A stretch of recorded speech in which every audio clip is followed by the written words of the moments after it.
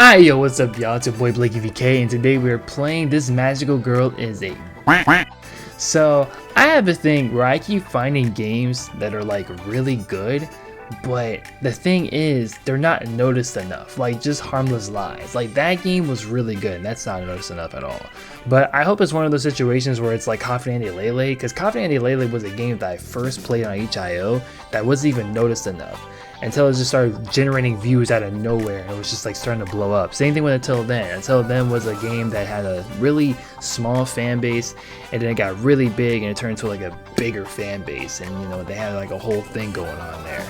And the game became a complete success, especially Confidante Lele, because that got billions, and not billions, I mean like millions of just like viewers and fans and all that other type of stuff.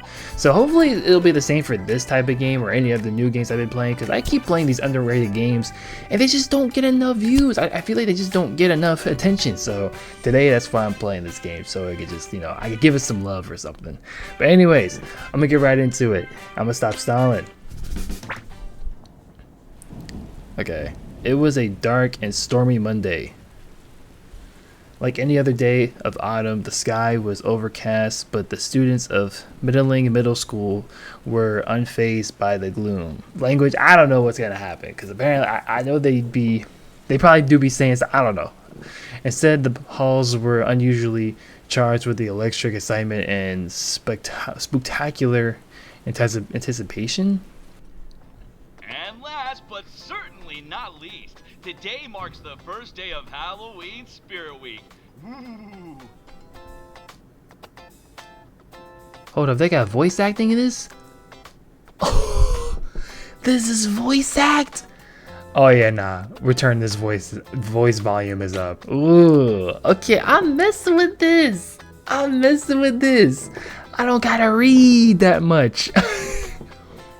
It's time to decorate your homeroom. This is exactly what a middle school is like. Since collectively groaned. First place gets a prize. Aw. That's right. The first place class gets their own pumpkin pie and ice cream party. So, put your best effort in, everyone. I'm gonna be honest, it really do be like that, bro, because you're in school all day and you're just like hearing these announcements, and it may be like, it may sound good like pumpkin and, you know, ice cream party or pizza party or whatever, but it's like you're in school all day, you're doing all classwork, and you're mentally just tired and you just don't want to deal with shit. I was like that all the time, bro, especially in high school. Whew, man, I hated my high school, man. I don't even want to talk about that. If you want. If you want. It's crazy. More info online or, you know, around. Wow. Yeah, keep an eye out for those Spirit Week posters, y'all. Happy spooky season, mascots. Damn. Oh, wow. Okay. Sir? I feel kind of bad as, like, you know, this guy, you know, he's all hipped up and happy and stuff, and, you know, everyone else is just like, ugh. I heard Mrs. Ramirez's Oh class my had God. something really good planned for their deco. Like guaranteed when good. What is STU? What happened to the people? I mean, there was never. I mean, we haven't even seen really people yet. So. Yeah. They're just trying to intimidate us by spreading rumors. Besides, remember last year? Everyone said that one homeroom class had it in the bag, but then there was that fire. Oh yeah, the 8-foot skeleton incident. Exactly. The 8-foot skeleton incident. Did they ever find out who let that skunk loose? Skunk? I don't think so. Well, the point is, who knows what'll happen this year? Ugh. I guess we do have a lot of talented people in our class, like... Oh, hey, Tabby! Hold on. Good morning, Tabby. Tabby was not having a good morning. When to put all black and white. In fact, Tabby never had a good morning when she was at school. Damn. There were too many people looking her way, watching her. Wait, hold on. Shit. This is not working? Okay, there we go. I thought it was like not working for a second. There were too many people looking her way, watching her every move, waiting for her to trip up so they could laugh at her. Why? Also, I like this whole cursor thing looking right now. What the heck is this? This is really cool. They're always sneering at me. Like they think their little cliques are too good for me. Hey, Tabby. Oh, okay. They're all saying hi to you. They're all like stick figures, but you know, they're all people, I guess. I'm not gonna lie, it would be pretty freaking lonely if everyone just looked like stick figures and you just be the only humanoid person. Like I'm less than them. Less than human. Wait, so are the stick people looking motherfuckers just humans? That's a twist. Man, Tabby is so cool. She literally didn't even do anything but walk in the halls, but okay. Alright, we're just gonna... Yeah, the real aloof type, like a spy or a secret agent, or somebody who's undercover. That's how you saw. That's how everyone saw. Okay. I mean, all right. Pretty sure those are all the same thing. True. I always want to ask her to hang out, but I'm like super intimidated. Think she would say yes? I mean, you could ask. Just because we're in the same homeroom? Not a chance. I mean, Way too cool for us. I don't think treating her like she's some type of superior alien is any better either. So, I mean, you could just at least try. If she says no, then just, you know, don't talk to her, I guess. Or, I don't know, just keep to yourself. Like, communicate with her like a normal person. I don't know, like, just, like, okay. Tabby grew out of wanting friends fast. Endless bullying will do that to someone. She got bullied? She couldn't even imagine being that naive anymore. Oh, wow. Oh no. Tabby was fully aware that this was her destiny, to be alone, unwanted, forcibly isolated. Jesus Christ, what the fuck happened to her? Excuse me. Need to get to my locker. Oh my god, someone's not a stick figure. Oh shit. Hello? You She's good? not happy. She's about to explode. Oh no, she's she's about to explode. Yeah. She's about to explode. Yeah. Dude, this is a raining ticking bomb just waiting to happen. Bubbled through Tabby as she stared into the face of her ultimate nemesis, Eden. Wait, Eden or Eden? Eden. Okay, we're just gonna say Eden. Eden something or other. Last names didn't matter. It was how he treated her that made her seethe with frustration. What? I hate him. I hate him. I hate him. He just... I thought you were in the way... Huh? Always ready to tear me down at the first sign of weakness. What? I can see it in his eyes now. He's going to... He just wants to get in this locker. Lady! Listen, are you gonna move or do I have to move you? Oh, damn. Okay. Alright, we're just... Alright. So this is where we're gonna start at. Alright then.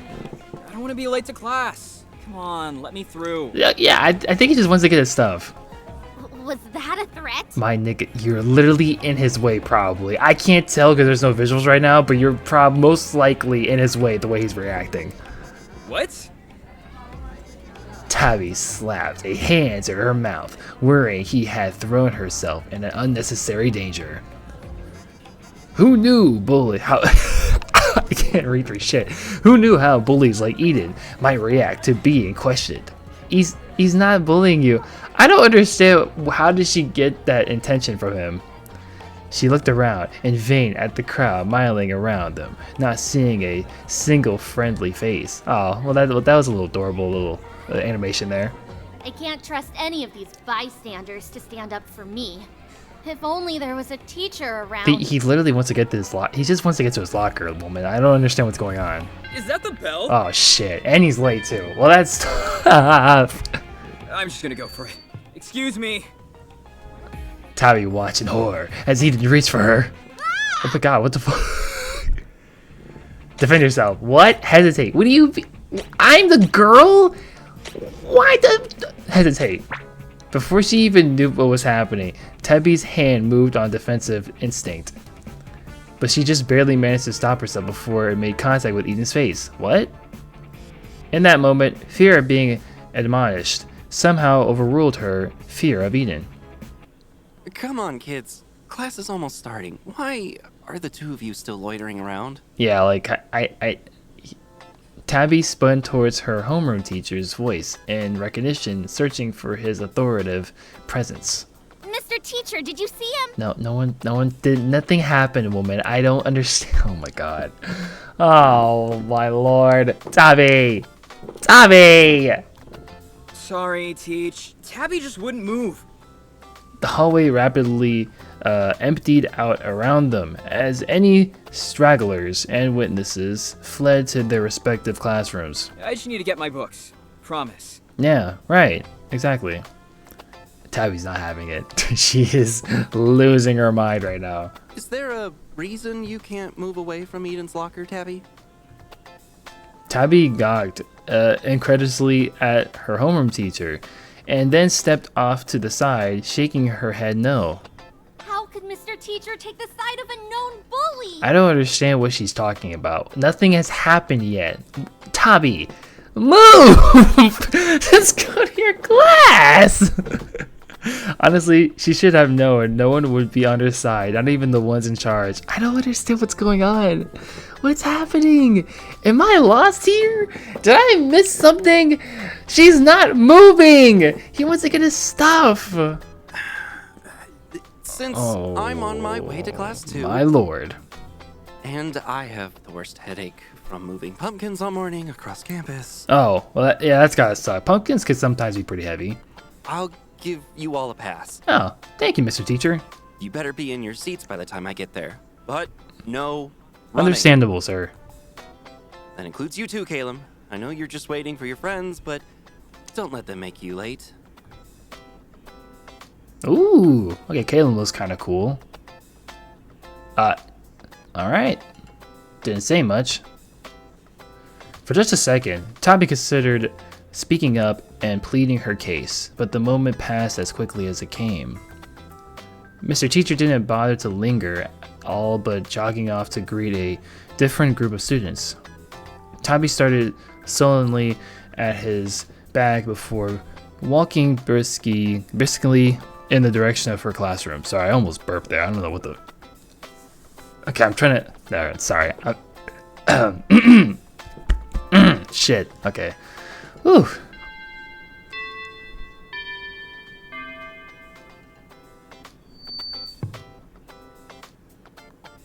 Alright, settle down, kids. Okay. Mr. Teacher attended to arraign his homeroom class and for the 5th time that morning. Damn, 5th time that's insane. But just like every other year, the students were too excited about Halloween Spirit Week to pay attention. Were they? I thought they were disappointed earlier. Or was that the whole party thing? He decided to launch into his 3-part lesson on the history of Halloween anyway. Halloween originated from the pagan festival Samhain. I don't want to be here now. Which marked the end of the harvest and the dwindling barrier between humans and the other world. I'll just autoplay this. A portion of the students fell for his well-rehearsed hook and began to quiet down. It's easy to forget about all of that in the modern-day Halloween traditions, but if you take a closer look, you'll see that many have deeper historical roots. Okay. It's really quite fascinating stuff. Even so, a handful of students continued to discuss their Halloween plans in hushed excitement. I can't wait for you guys to see how awesome I made my costume for the Halloween party. The lady with the super freaky haunted house on my block helped me design it. Nice. I still can't decide whether to be a zombie werewolf or a vampire ghost. Unless... Do you think I could be a zombie werewolf vampire ghost? That's a lot of things packed into one. I don't know how you're gonna do that, but good luck. Oh, are we talking costumes? $20, my monster costume is the scariest. How fitting for the bully to love terrifying people. What? He's just having fun playfully conversating with others. I think she might have a crush on him. That's probably why she's doing all this. Look, you know my dad always says, bro, usually when you hate a motherfucker, you probably have a crush on them or something. You like them or whatever. I don't know. I'm not gonna lie though. In Halloween, I used to dress like a ninja like every year for some reason. Like every time, I just wanted to be a ninja. And that was mostly probably originated from Naruto back in the day, like you know the early 2000s, like probably 2010s and stuff like that. So that's probably where it came from. I don't know, but I mostly just wanted to always be a ninja when I was a kid. I don't know why, it's just probably because of Naruto. Your face already scares me. Alright. The other kids nearby laughed in surprise too, which caught Mr. Teacher's attention. Is something funny? Tabby, do you have something to share with the class? Seems like she does. Might as well speak up. Tabby felt her stomach drop as the whole class turned to stare at her. Of course, he let his favorite student get away with talking during class, but not her. Tabby tried to swallow the lump forming in her throat, but she just became more nervous by the second. I think we're all just excited to dress up for Halloween. I know I can't wait to decorate homeroom. That's great, but I still have 30 more exciting slides about Halloween throughout the decades. Oh, dude, you don't have to do this. Please. Yeah, I agree, dude. Like, this is not necessary. Like, what am I... I'm never going to remember this. The class collectively groaned. Tabby breathed a quiet sigh of relief. It's really quite interesting. There's fascinating tie-ins with the Day of the Dead and the glorious gourds of harvest. I could wax poetic about it. Wax poetic. What does that even mean? I don't even know what wax poetic even means. Look, I ain't gonna lie. I'm just that kid that just never remembers anything. Like, I could study something as hard as I can, but I would just forget it like later on. Like I'm that one kid that remembers things only for the test, and I just forget about everything completely. You already gave this presentation before. I feel like that's every student though, to be honest, now thinking about it. Well, I did more research, and now I have extra footnotes. Let's go in the ground again. Oh, fine. I don't know how I was supposed to have a normal class this week anyway. Why don't we put a twist on it by giving historical context to our proposed decorations? Will anyone even care about that? I'm just like curious at this point. What, reenact the Salem witch trials? That's a cool idea. We could pretend to burn you. Oh shit. What? He totally just threatened me in front of the class. Surely Mr. Teacher won't let that slide. Wait, is she a witch? Is that, I mean, okay, we already know she's a witch, just judging by the game itself, but like, I'm just like wondering, like, is it because he keeps making these weird references and she's like having these like misunderstanding ideas that he probably wants to commit harm to her, which is like a complete misunderstanding from her part? Yeah, Tabby would be such a good witch. Oh, there we go. See? I don't know if the school board would approve of that. Yeah, that's probably not a good idea. He's just going to brush it off? I know. All right, kids. I'll start dividing the class decoration types into groups and share a mini lesson about each of them. So, listen up. For instance, why do you think pumpkins became associated with Halloween? There's something else that's happening around the same time. If you want to take care of the jack-o'-lanterns, try and answer. Eager hands shot up in the air. Mr. Teacher picked out one of them. Because it's harvest season? Ooh, a new character. Wait a minute. Ding, ding, ding, ding! You got it! Harvest season is decorative gourd season, folks. Carving pumpkins was a tradition before Halloween. Okay. But the term jack-o'-lantern started with Stingy Jack, an Irish legend that will give you the heebie-jeebies. Heebie-jeebies. Tabby tuned the rest of the lecture out, only listening for what theme decoration was being offered next. Mr. Teacher droned on and on until finally... Why do you think Halloween was associated with death? I don't know. Alright, you tell me, Teach. Whoever gets this one gets to be in charge of making all of our skulls and skeletons. I see, I don't know if this is even true of any of this stuff, but like, I don't know, bro. See, I was just one of those students that would just hear teachers yap along, and I was just never remember anything. I really was. Like, there are kids in my school that just remember stuff out of school, and I can't remember a damn thing. It's been like 5 years though. So like, to be fair, it's like, I mean, I'm pretty old. Tabby was never a class participant kind of girl, but now her hand flew up in the air. Oh, she looks so eager. Mr. Teacher looked at Tabby, eyebrows raised in acknowledgement. By some Halloween miracle, she could see her name forming on his lips. Probably because winter is. Shit, wait, what the fuck? Wait, go back. Can I go back? Can I go back? Wait, what happened? Probably because winter is coming, right? Okay, there we go. Back then, lots of people died in the winter. That's correct, Eden. Winters 2,000 years ago meant... Tabby seethed at the injustice of it all. I think you need therapy, girls. You have this unseething rage for this man for no reason. He's just living his best life. Like, this is an embodiment of a humanoid hater. Like, it's giving hater, all right? And I usually don't say the word giving because that's not me, all right? Like, usually, you know, girls be saying giving. It's giving. Bro, I was at my 9-to-5 job the other day, bro, and this girl just kept saying the same thing over and over again. It was the most annoying thing. And I'm like, bro, do you not have any other vocabularies in your mouth? Like, I just be like, 100 times is enough. How could they do this to me? I don't know what to tell you. I think it sounds like a you problem. Tommy was the one with a special connection with skeletons, but every single year, well, only last year, but last year, Eden swept in and snatched what she wanted, what she deserved. Hey, I had my hand up. He interrupted.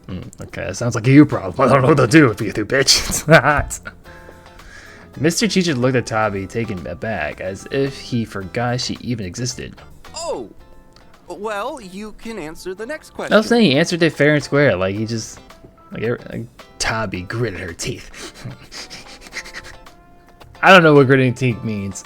I have no idea. She really didn't want to let this go, but everyone was staring and her stupid cheeks were getting redder and redder. That's just stupid. Dude, It's not fair. dude, even the narrator's dissing her. Like, he literally just called her stupid. Her cheeks stupid.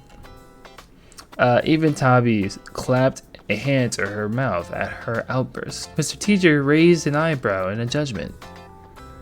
The angry part of Tabby wished she could smack the disapproving expression off of his face. Damn. But her frustration withered. I'll always be the first to get picked on.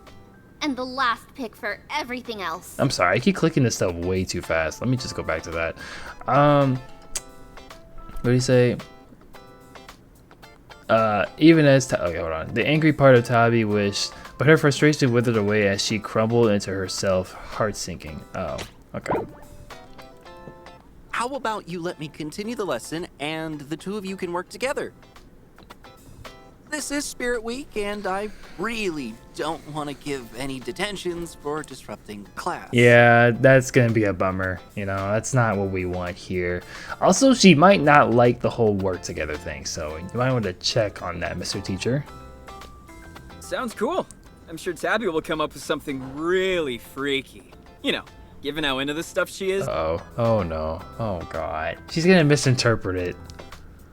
Oh yeah, totally. She's the type to freak people out. It's awesome. The sad part is everyone thinks she's cool, but she's like one of those girls that's just like very paranoid.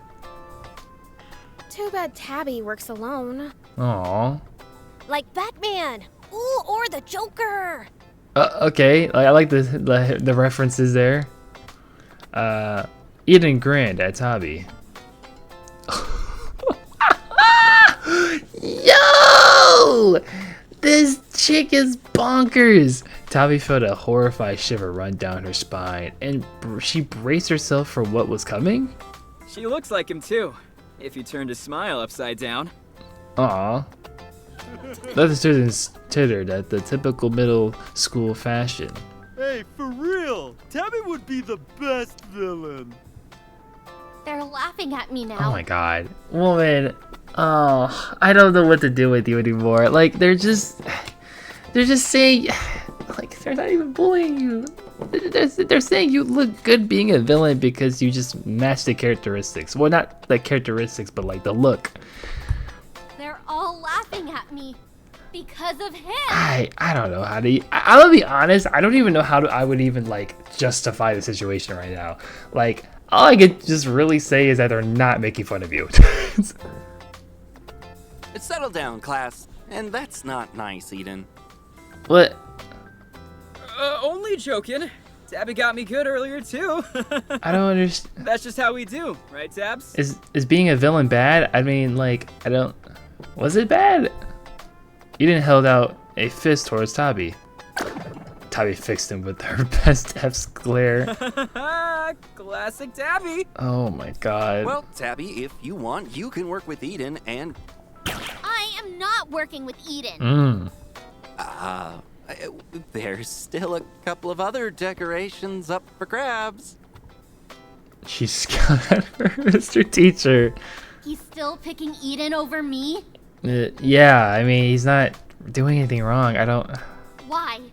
Why do they all love him so much? I don't know, dude. You got me, bro. I literally just got here. Okay, you're asking a lot of questions I don't understand right now. What do they see in a bully like him? I don't understand how he bullied you. Tabby, explain, please. I need a better understanding. I'm so freaking lost right now. The class moved on, but Tabby just sat relieving the feeling of everyone. But Tabby just sat reliving the feeling of everyone laughing at her. Oh my god. Soon all the decorations were assigned, and the class split off into their working groups. Slowly the room began to look more and more spectacular. As a reward for their hard work, Mr. Teacher landed, oh my god, my tongue. Mr. Teacher handed out spooky stickers, spouting Halloween facts all the while. But of course, he skipped over Tabby entirely. Hey, how come Tabby isn't helping? Psst. Tabby, do you want to join my group? Because Tabby wants to be alone? It's not too late to team up if you want to do skeletons. Reject Stu's invitation. Oh my god. I'll reject her invitation, I guess. Achievement, I work alone. They were clearly taunting her. No point in staying around a bunch of bullies. Am I... What? What? Huh? Tabby started packing up her bag, watching the clock anxiously so she could be the first one out of class when the bell rang. I really think you should have been the one to do skeletons. We can talk to Mr. Teacher together if you like. Tabby's mind struggled to make sense of what was happening. Wait, is he talking to me? Yeah, he's talking to you, like everyone always has been, Tabby. What was his name again? Callum, I think. She had never seen, she had never even spoken to this popular kid before, much less seen him approach her general vicinity. He's not making fun of me, is he? No, I don't know. Huh? Listen, you're not the only one Eden's burned before. Wait, what? Wait a minute. Maybe together, we can finally knock him down a peg. What? Am I crazy? Wait, hold on. Am I the only one that sees him just being a little bit of a teasy person than like a bully? I don't understand what's happening. Wait, hold on. My brain can't wrap around this. This isn't a trick, is it?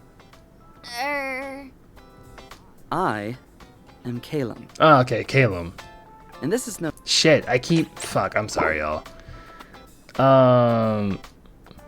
Damn, hold on. I need to like stop. But like my freaking I don't know, my right hand is just hovered on this. I need to stop doing it. And this is no trick. I'll stand by your side. Okay. Kaylin patted Tabby on the shoulder and she recoiled, almost hissing at him. Okay, personal space, please. But then, oddly enough, Tabby felt a tinkle on her shoulder where he had touched her, like butterflies were dancing on her skin. Gross. She wasn't developing a crush, was she? Caleb gave her a small smile. So what do you say? Shall we tackle this together? I guess. Am I going crazy here? Wasn't that what she had always wanted, to have someone really see her as a person worth talking to? Now here was someone who was ready to back her up at last. Okay, we can stay behind after class then. Perfect. I'll get Eden to stick around and we can tell Mr. Teacher what happened. Okay. What? No! Just the two of us. I don't want him around. No. Tabby, trust me, he needs to be there. No! He'll just ruin everything by charming Mr. Teacher, like always. Why is his name Mr. Teacher? Why does he have any other names? Like, I don't know, Brian? I had a teacher named Brian back in I think old elementary. Yeah, that sounds like a normal teacher name. I'm not going if Eden is. This is gonna be really hard. Tabby crossed her arms. All right, as you wish. Caleb inclined his head at Tabby in thoughtful agreement. Okay, I mean, As the rest of the students continued to work on bringing that Halloween spirit to life, Tabby bounced in her seat, almost vibrating in place with sudden energy. She barely heard Mr. Teacher announce to the class that it was time to clean up. Not long after the bell rang, the other students shuffled out the door until there was only Caleb and Tabby left. Tabby turned her critical gaze towards Mr. Teacher and prepped herself to approach. Mr. Teacher hummed to himself, trying to ignore the gouchy elephant in the room. He reminded himself that he became a teacher because he wanted to inspire the next generation. He genuinely cared about his lessons and wanted everyone to enjoy his classes. But for some reason out of his control, kids could be real shitheads. Yeah, that's true. Yeah, they are assholes, I can't lie. There were kids who tuned his lessons out, kids who rolled their eyes at everything he said. Damn. I'm not gonna lie, I do feel bad for teachers though, but I gotta be honest with you, bro. I'm gonna be one of those kids that just doesn't care either, cause bro, I just be sitting there, just be bored, and I'm not interested in this. But it doesn't hurt, to listen to teachers in their time of day, cause trust me, they don't want to be there either, but they have to because money. Even kids who manage to scowl at him for a full hour. But then again, there are teachers that enjoy it too, so there we go. Kids like Tabitha Bones. Her last name is Bones? Holy shit. Okay. Her expressions had been so disarming, so spooky that he had been too nervous to even go near her. Wow. Huh. How ironic. Now she was standing in front of his desk with her arms crossed, an equally wicked scowl on her face. She's about to explode on the teacher? What reason did she have to growl at him? If anything, if the horror stories from the other teachers were to be believed, rumor had it, last Halloween a girl permanently gloomy demeanor had attempted to bring Butcher Bones in as decorations. Oh, so that was her? While the girl in question didn't have any bones on hand now, Mr. Teacher willed himself to be brave. He cleared his throat. Twice. Tabby, can I help you? Why did his voice pitch up?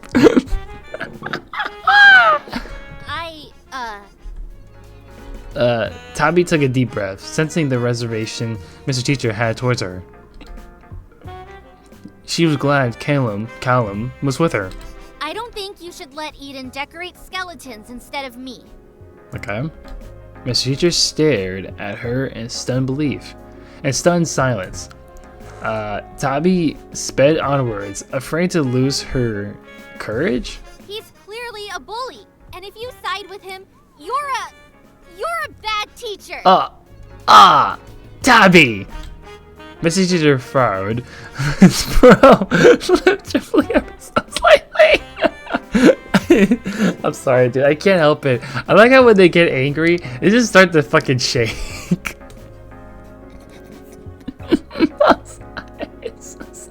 What the fuck, dude? Ouch, he was hurt by Tabby's words more than either of them probably expected. Damn. She could probably sniff out his people-pleasing tendencies, but he could just as easily put those away, especially to call out students who had stepped out of line. Oh my god, my phone. Look, I'm not sure why you wouldn't let Eden get to his locker. Yeah, because that was kind of a thing. Or why you said he was scary looking. Yes, I heard what you said. Yeah, there we go. Tabby glared at him, readying herself for an accusation. Mr. Teacher braced himself against his desk, trying to remain calm at the obvious hatred being beamed towards him. I don't know what's going on between the two of you, but I'm going to call Eden here and we can resolve this once and for all. There we go. Yep. See, that's exactly what was gonna happen. No, I don't want to be near him. I want you to listen. Oh my god, lady, like. Caleb agrees with me too. Caleb is not with you right now. Tabby gestured at the spot next to her, only to be met with an empty space. Mr. Teacher's frown deepened, and he flexed his fingers in agitation. What kind of bluff was she trying to pull? Oh, look at her. She's all anxious now. She's like, oh shit, I fucked up now. There were no other students left in the room. I'm sure we can resolve this right now. There we go. Come on, teacher. Yeah, let's get it done. That teacher was like, dude, my patience is running low and we need to resolve this right now before anything shit goes bad. Mr. Teacher got up from his desk, glad to be out of range from Tabby's burning gaze. He poked his head out of the classroom, hoping Eden hadn't wandered off already. Luckily, the boy was still close by, chatting with a familiar green-haired student. Mr. Teacher felt fascinated at seeing Caleb out in the hallway. Clearly, Tabby had been mistaken. Eden, could you step inside for a moment? Eden raised his eyebrows, but didn't hesitate to re-enter the classroom. What's this about? No! Oh shit. Oh no. Tabby, relax. Calm down. Do not explode. Use your words, Tabby. Tabby exhaled loudly. From the outside, she appeared to be flaring her nostrils in deep frustration. Oh shit. She's about to explode. You took... Oh god. Oh no. You took the decorations I wanted. Again! Okay. Eden shrugged. No biggie. Let's do it together after class. See, there we go. Okay. No biggie. Yes, biggie. You always get what you want. Oh, this is cute. They said no biggie. Huh? Like when? Yeah, wait a minute. Hold on. You get away with everything. Okay. Like that time you put gum in my hair and I had to cut off my pigtails. That happened? Oh my god, that's actually terrible. When did I do that? I haven't even chewed gum since the 3rd grade. Okay, that's another argument there. Oh, wait. Oh. That was you? I totally forgot. Wait, I'm confused. Hold on. Let me go back to the logs. Wait. He said what? What did I do that? I haven't even chewed gum since the 3rd grade. Oh. Damn. Okay, I missed that part. I was like, damn. So they were in the 3rd grade together. Damn. Okay, that's kind of fucked up. I can't lie. That was effed up. That's it? Do you have any idea how long it took to grow it back? Oh, is that why she's so mad at him? Oh. Okay, I'm sorry. It's not funny. And Caleb agrees. Is that the one thing you're mad about it for? Because, like, I mean, everything else, it's kind of, like, not really relevant to what it just happened back then. I mean... Caleb? What's Caleb got to do with this? Mr. Teacher pinched the bridge of his nose, feeling an uncomfortable tingling in his brow, like a headache was settling in, or worse, a migraine. Oh shit! Yeah, you don't want a migraine at school. That's the worst. Headache-inducing. No, it's a funny picture. Children were always so noisy. He hoped they would settle down soon. Not that they ever did. Kids never do settle down, man. Never fast enough. Never listening to his pleas to be quiet. Be quiet. But... Be quiet. Oh snap. Tavi and Eden both fell silent, unused to this harsher tone from their homeroom teacher. Oh god. There. Was that so hard? No. No, it didn't need to be. All those years of being doormat for school or kids much too young to know better than him. Waves of resentment washed over him, built up from countless incidences of holding his tongue, of being the adult. I like how they're describing that he's been going through this shit for so many years, and he's just like loathes the fact that he's just being belittled every time by just a bunch of like 10-year-olds. Like it's just amazing to me. It's amazing. This is great. That's right. He was in charge, not them. He needed to reclaim his space and authority. Both of you, get out. Oh damn. Oh wow. The tone has changed a lot. But Teach, you look a bit weird. You know, pukey. Oh. using Mr. Teacher as a distraction, I see. No, he's really being serious. Like that was low, even for Eden. What? I don't understand. What? Lady! Please get out. Oh god, he's about to throw up. Mr. Teacher's voice was strained and whispery. Eden probably hurt his feelings. Alright. See you later, Teach. What a jerk. Well, he didn't even do anything. Mr. Teacher clutched his head, gritting his teeth. Oh, should I get a nurse? He didn't trust himself to speak. Instead, he shut his eyes tight, hoping Tabi would be magically gone when he opened them again. Mr. Teach, get Mr. Teacher's attention, hover awkwardly in silence. Mr. Teacher? Hello? Yeah, look, since I'm the Mr. Teacher? Look, since I'm the kid, I'm gonna bother the shit out of him. I want to see his reaction. Mr. Teacher clenched his jaw. He tried to ignore her, but her whiny voice was impossible to tune out, like the sound of a baby crying in the middle of the night. Mr. Teacher's eyes snapped open. The sight of Tabi still standing around and glaring at him made his blood pressure spike. Why was that brat still here? Hadn't he told her to leave? She never listened, always thinking she was in the right, always thinking she knew best. A little brat like her. Oh damn. The tingling got worse, making it harder for Mr. Teacher to think clearly. Only one line of thought made it through the mental fog. Mr. Teacher? He about to whoop your ass, I ain't gonna lie to you. Tabi shrunk back fearfully as Mr. Teacher smiled a too wide smile with too many teeth. You brats just love testing my patience, don't you? Oh shit. He's about to talk his shit. Bad students get detention, but that would be a bigger punishment for me than you. After all, children who don't listen are no better than vermin. Oh! Wait a minute, this is not appropriate for a teacher, mister. You might want to just calm down a little bit, you know, let's just settle down. Let's calm down, we all got over our heads, you know. The argument, just tell her to leave. And as we know from history, vermin deserve a far worse punishment.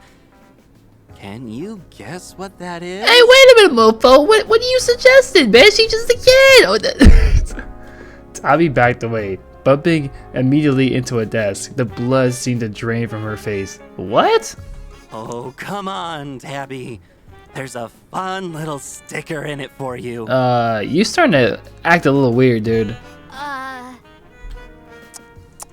Tabby, you should have paid more attention in class instead of scowling all the time. Okay, so he's telling her what's up and how he feels about her. The answer is extermination. Whoa. Oh, shoot.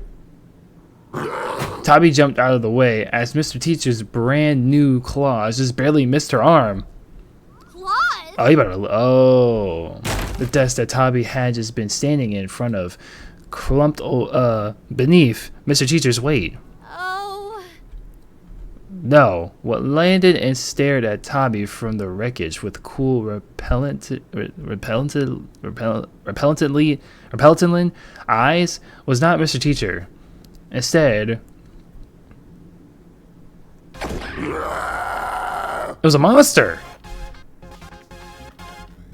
Ugh! He or it lunged at her once more. She dove under the nearest desk, but she didn't dare to stay there for long. Tabby crawled towards the next set of tables as fast as her poor athletic record allowed. Oh my lord. Oh. The desk she had just been under flew across the room and shattered against the wall.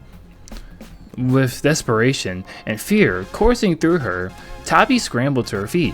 Please, please, please, please, please, please. Uh-oh, this is not looking good. Gunning it for the classroom door, Tabby pounced on the doorknob. Of course, it's locked. Damn. Of course. Why would it work? Everything else seems to be going wrong. Why not this too? From behind, she could hear Warble snarling before a dark shape sailed overhead. Smash. The pulverized debris of what had once been a desk rained down on her. Damn. Tabby shrieked and covered her head. He tried the doorknob again, despite knowing it was no use. Help! Someone! Help! Oh shit. Tabby whipped around, pressing herself into the door like she might be able to phase through it. The monster approached her with a bloodthirsty aura and clever eyes. He had her cornered, and he knew it. At the sight of this mishappen, uncanny too-sharp grin, Tabby's legs gave out, like her body knew the fight would be over soon. She couldn't blame them. Everyone always abandoned her in the end. Why try anymore? It's useless. I'm useless. There was nothing more she could do. It's not like Mr. Teacher was ever going to listen. He never had before, so why would this time be any different? She just wished, for once in her miserable life, someone would have really, truly stayed by her side.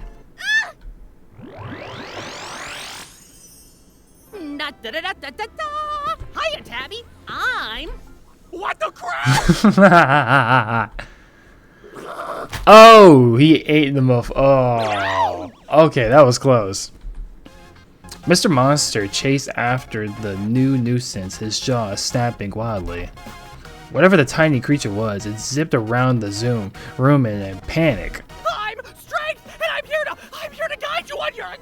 Oh my god. Oh my lord. What the bleep is this? Tabitha Bones, do something! I don't think she knows what to do either. She's been running around hiding all day. Tabby gaped at the little guy in alarm. She had no energy left. The fight was as good as over. What did it want from her? Don't just stand there! Help! She don't know what? Tabby took one long look at Mr. Monster's terrifying teeth and the tiny red being running around the desk.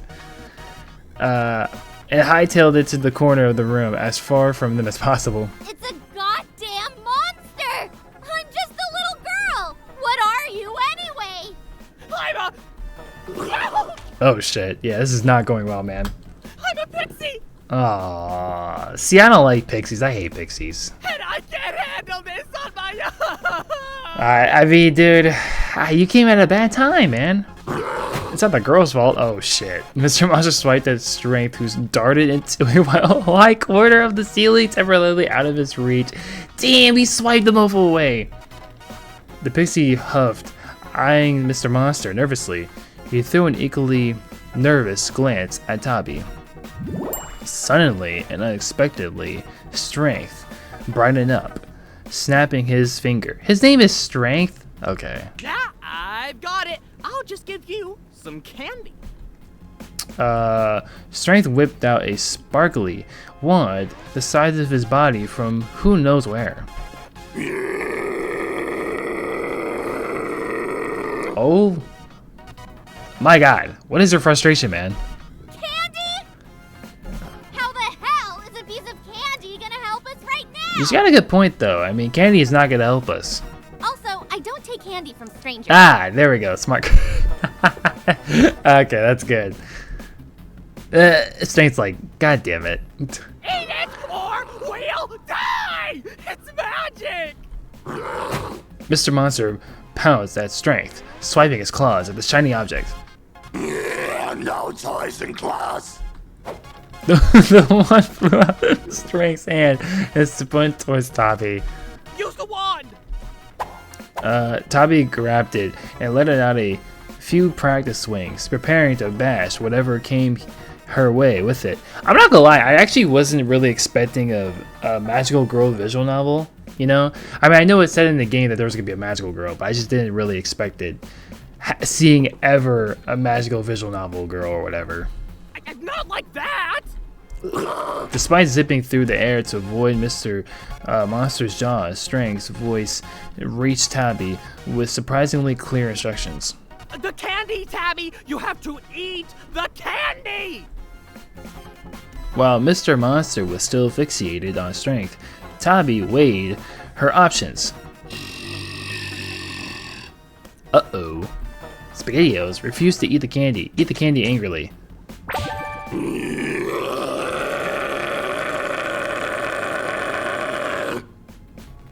I understand your point, man. Tabi grabbed the wand with fear and fury. She hated being told what to do, but if it was a choice between suspicious candy and the jaws of a monster, she'd take the jawbreaker any day. But it had better not be strawberry flavored. Oh, that's cute. Oh, there's animation? Oh, this is sick! Oh!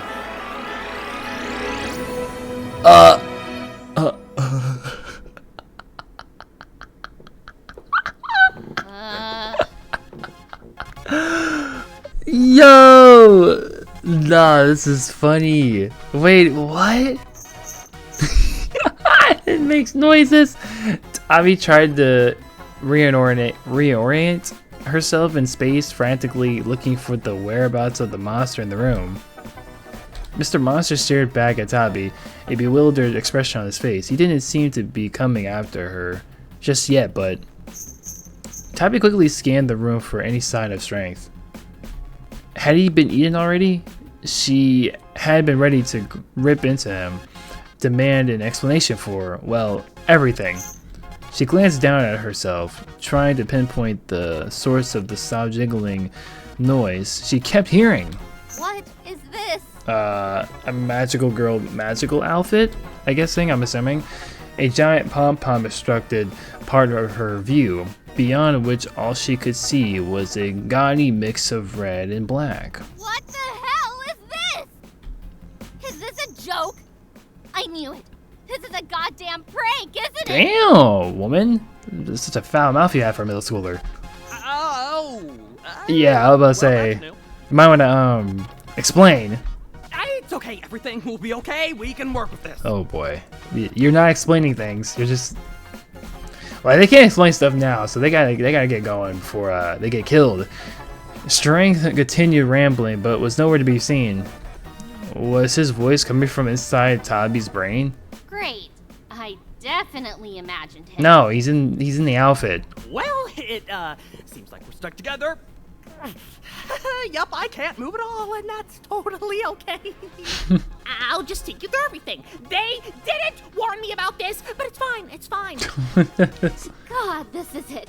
I finally cracked. Even my imaginary friends are freaking out. Tabby started to shake, half crying, half laughing. The ridiculous situation. The bells on her horrific outfit jingled with her tremors. Tabby, I know you're in shell shock right now, but you're about to die at this very moment. Mr. Monster tilted his head at the sound of eyes glinting. Okay, well maybe not yet, because he's still trying to figure out what the hell's going on himself. Ding, ting, ting, tlink, tingling. Watch out! Mr. Monster was before her and one pounce, his claws racked through the air, straight towards Tabby's head. Okay, I understand. By pure instinct, Tabby dodged the attack. Ooh, nice, doing a backflip across the room. Huh? Did I just do that? Yes, sir. How? That's the power of strength. But I don't have strength. I can barely do a push-up. Oh, it's You do now, Tabs. With me at the helm, we're unstoppable. there we go. Now get us out of here. Tabby did feel a little stronger than usual, but a backflip? Maybe that candy was magic. Huh. What else can I do? Wrangled the monster. Throw the desk at the monster.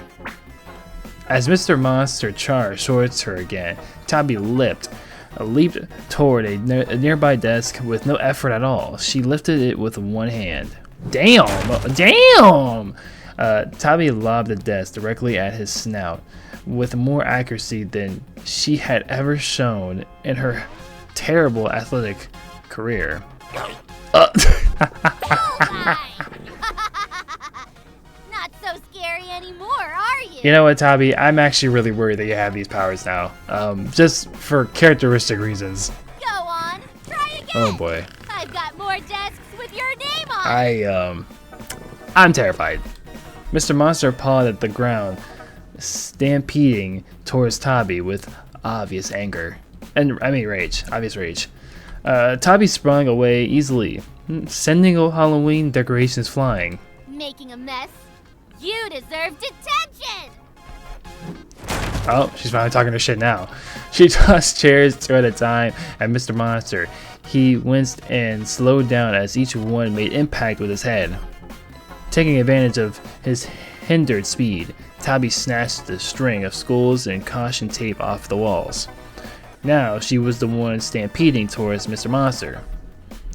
Tabby grinned, knowing he wouldn't be able to lay a single claw on her. She made several tight runs around the beast, wrapping the decorations around his legs with speed and agility. Mr. Monster thrashed around violently, but the makeshift binding seemed to hold for now. Wait. Oh, there's something familiar about that monster. Those sparkles, maybe? Isn't that magic? The decorations around Mr. Monster's legs began to tear. Ah! Tabby, that's not gonna hold! Quick, use the wand! On cue, Tabby swung the wand at Mr. Monster and beat it with it. No. Not like that! Wave it around! I'm about to say, yeah, like, hold on a second. Oh my god. She gets anything even harder. Tabby aggressively waved at the wand at Mr. Monster, managing to smack him in the face again. Mr. Monster slumped back, eyes rolling around in pain. Damn! I said around! Like, around! The string's about to give up on this bitch. Tabby moved her arm in a wider circle, swinging the wand above her head like it was a lasso. A soft glow enveloped both of them. As if by magic, Tabby felt the ridiculous outfit she was wearing pop off. Suddenly, she was back in her regular clothes. Well, glad that worked. Jesus Christ, man. Mr. Monster whimpers, fading into the groan of rapidly approaching middle-aged teacher. Damn, middle-aged is crazy. The soft light dissipated. Mr. Teacher blinked once, twice. He struggled instinctively against the decorations, binding his legs, then looked around the room horrified. On cue, someone pounded at the door. Oh shit, they're gonna think she did some fuck shit with the teacher. Miraculously, the locked door swung open and students poured into the room. It was clear from the sound levels that a small crowd had formed outside. Gossipy chatter turned immediately into a horrified gasp. They were audible from the hall and maybe even the other classrooms. I thought I felt an earthquake or something. We couldn't get in. What even happened here? Where's Mr. Teacher? Tabby, what's going on? Mr. Teacher? Are you alright? Oh no. They're gonna think Tabby did this. The other students quickly took in the sight of Tabby looming over their bound and bruised teacher. Shredded construction paper, wood dust fluttered through the air. Tabby's pride at having defeated a monster quickly shifted into nervous apprehension. Oh, yeah. That Tabby is something else. Did she seriously ruin our decorations? Oh, no. How is that what you're worried about? Mr. Teacher looks like he's on the verge of tears. Damn. Is that really his name? Yeah, I said the same thing. I'm okay. I'm alright. Okay. Oh, I think I might have broken a rib. Give me one moment. The students removed the decorations binding Mr. Teacher's legs and wincing when the paper crafts tore in the process. Damn, she really whooped his ass. Did she beat him up? I didn't know Tabby could be so... I can't even think of a good word. Nothing would be good at beating up a teacher. So horrible. Damn. This last accusation finally shook Tabby out of her stupor. It's not my fault. It was Mr. Teacher. He wasn't himself. He started throwing stuff at the decorations. That's impossible. Mr. Teacher wouldn't do that. He loves Halloween. Damn, bro. You weren't there. He turned into a monster. Nah, they're gonna start. Damn, that sucks, bro. I can't believe you do all this and lie about it. We thought you were cool. Now, hold on, guys. Let's hear Mr. Teacher's side of things. Is Tabby telling the truth? I'll be in the nurse's office. Mr. Teacher got up with multiple groans and winces, gratefully accepting the support of nearby students. Damn, bro ran away. Why won't he tell them? Doesn't seem like he's in any shape to say much of anything right now, Tabby. Yeah, I was to say, he got his ass whipped. I can't believe this. I can't believe you guys think it was all my fault. Whose fault is it then? No one else was in here. Just calm down, Tabs. If you explain yourself well enough, I'm sure they'll listen. Take a deep breath. In, out, and elaborate. You're not helping! I already did elaborate. There's nothing left to say. I was in the room with Mr. Teacher, and he turned into that horrible beast. He was crushing desks and everything. Real nice story, Tabby. But what does that have to do with wrecking our decorations? I'm not gonna lie, that's gotta be pretty traumatic though, because like she's like a kid and she's like what, like 14 to 13? So, you know, her trying to process the situation, obviously she's gonna be like emotional as shit. So it's like, you can't really blame her for like being loud and, you know, being all hectic. My poor paper pumpkin. Oh my god. We're gonna get disqualified now. But I didn't wreck them. And I wouldn't have even been put in this situation if it wasn't for... Enough! What? This back and forth is getting us nowhere. Uh-oh. This isn't good. Callum stepped forward and stood between her and the crowd of students. Despite his outburst, he didn't seem angry and smiled kindly at them instead. I'm sure nobody meant any harm. Things happen, right? Why don't we all just Drop the unpleasantness. For a split second, he directed his smile at Tabby. We can work out the details later. I'll talk to Tabby and... I feel like he knows something. We'll go check on Mr. Teacher. Oh my god. Fantastic idea. Just what I was going to say. I'll go too. Thank you, Stu. You're a real trooper. As for everyone else, shoo. I promise. We've got this handled. There we go. Alright, Callum's calmed the situation down. At Callum's authoritative direction, the group had form dissipated. After a few seconds, Tabby was alone with green-haired boy. So, is this a friend of yours? That's what I'm wondering, too. What? No! I don't hang out with other people. Damn. How did I know? Ignoring Strange's comment, Tabby focused her attention on Callum, ensured what he wanted with her. Or if she could still trust him after he disappeared on her. Oh, okay. Nah, this is cool. So I'm assuming all the main characters are gonna have like some magical powers to them, right? That's gonna be sick. The last thought faded away as Tabby noticed Callum. Callum had a gremlin of his own on his shoulder. Unlike Strength, Callum's pixie companion had a quieter energy.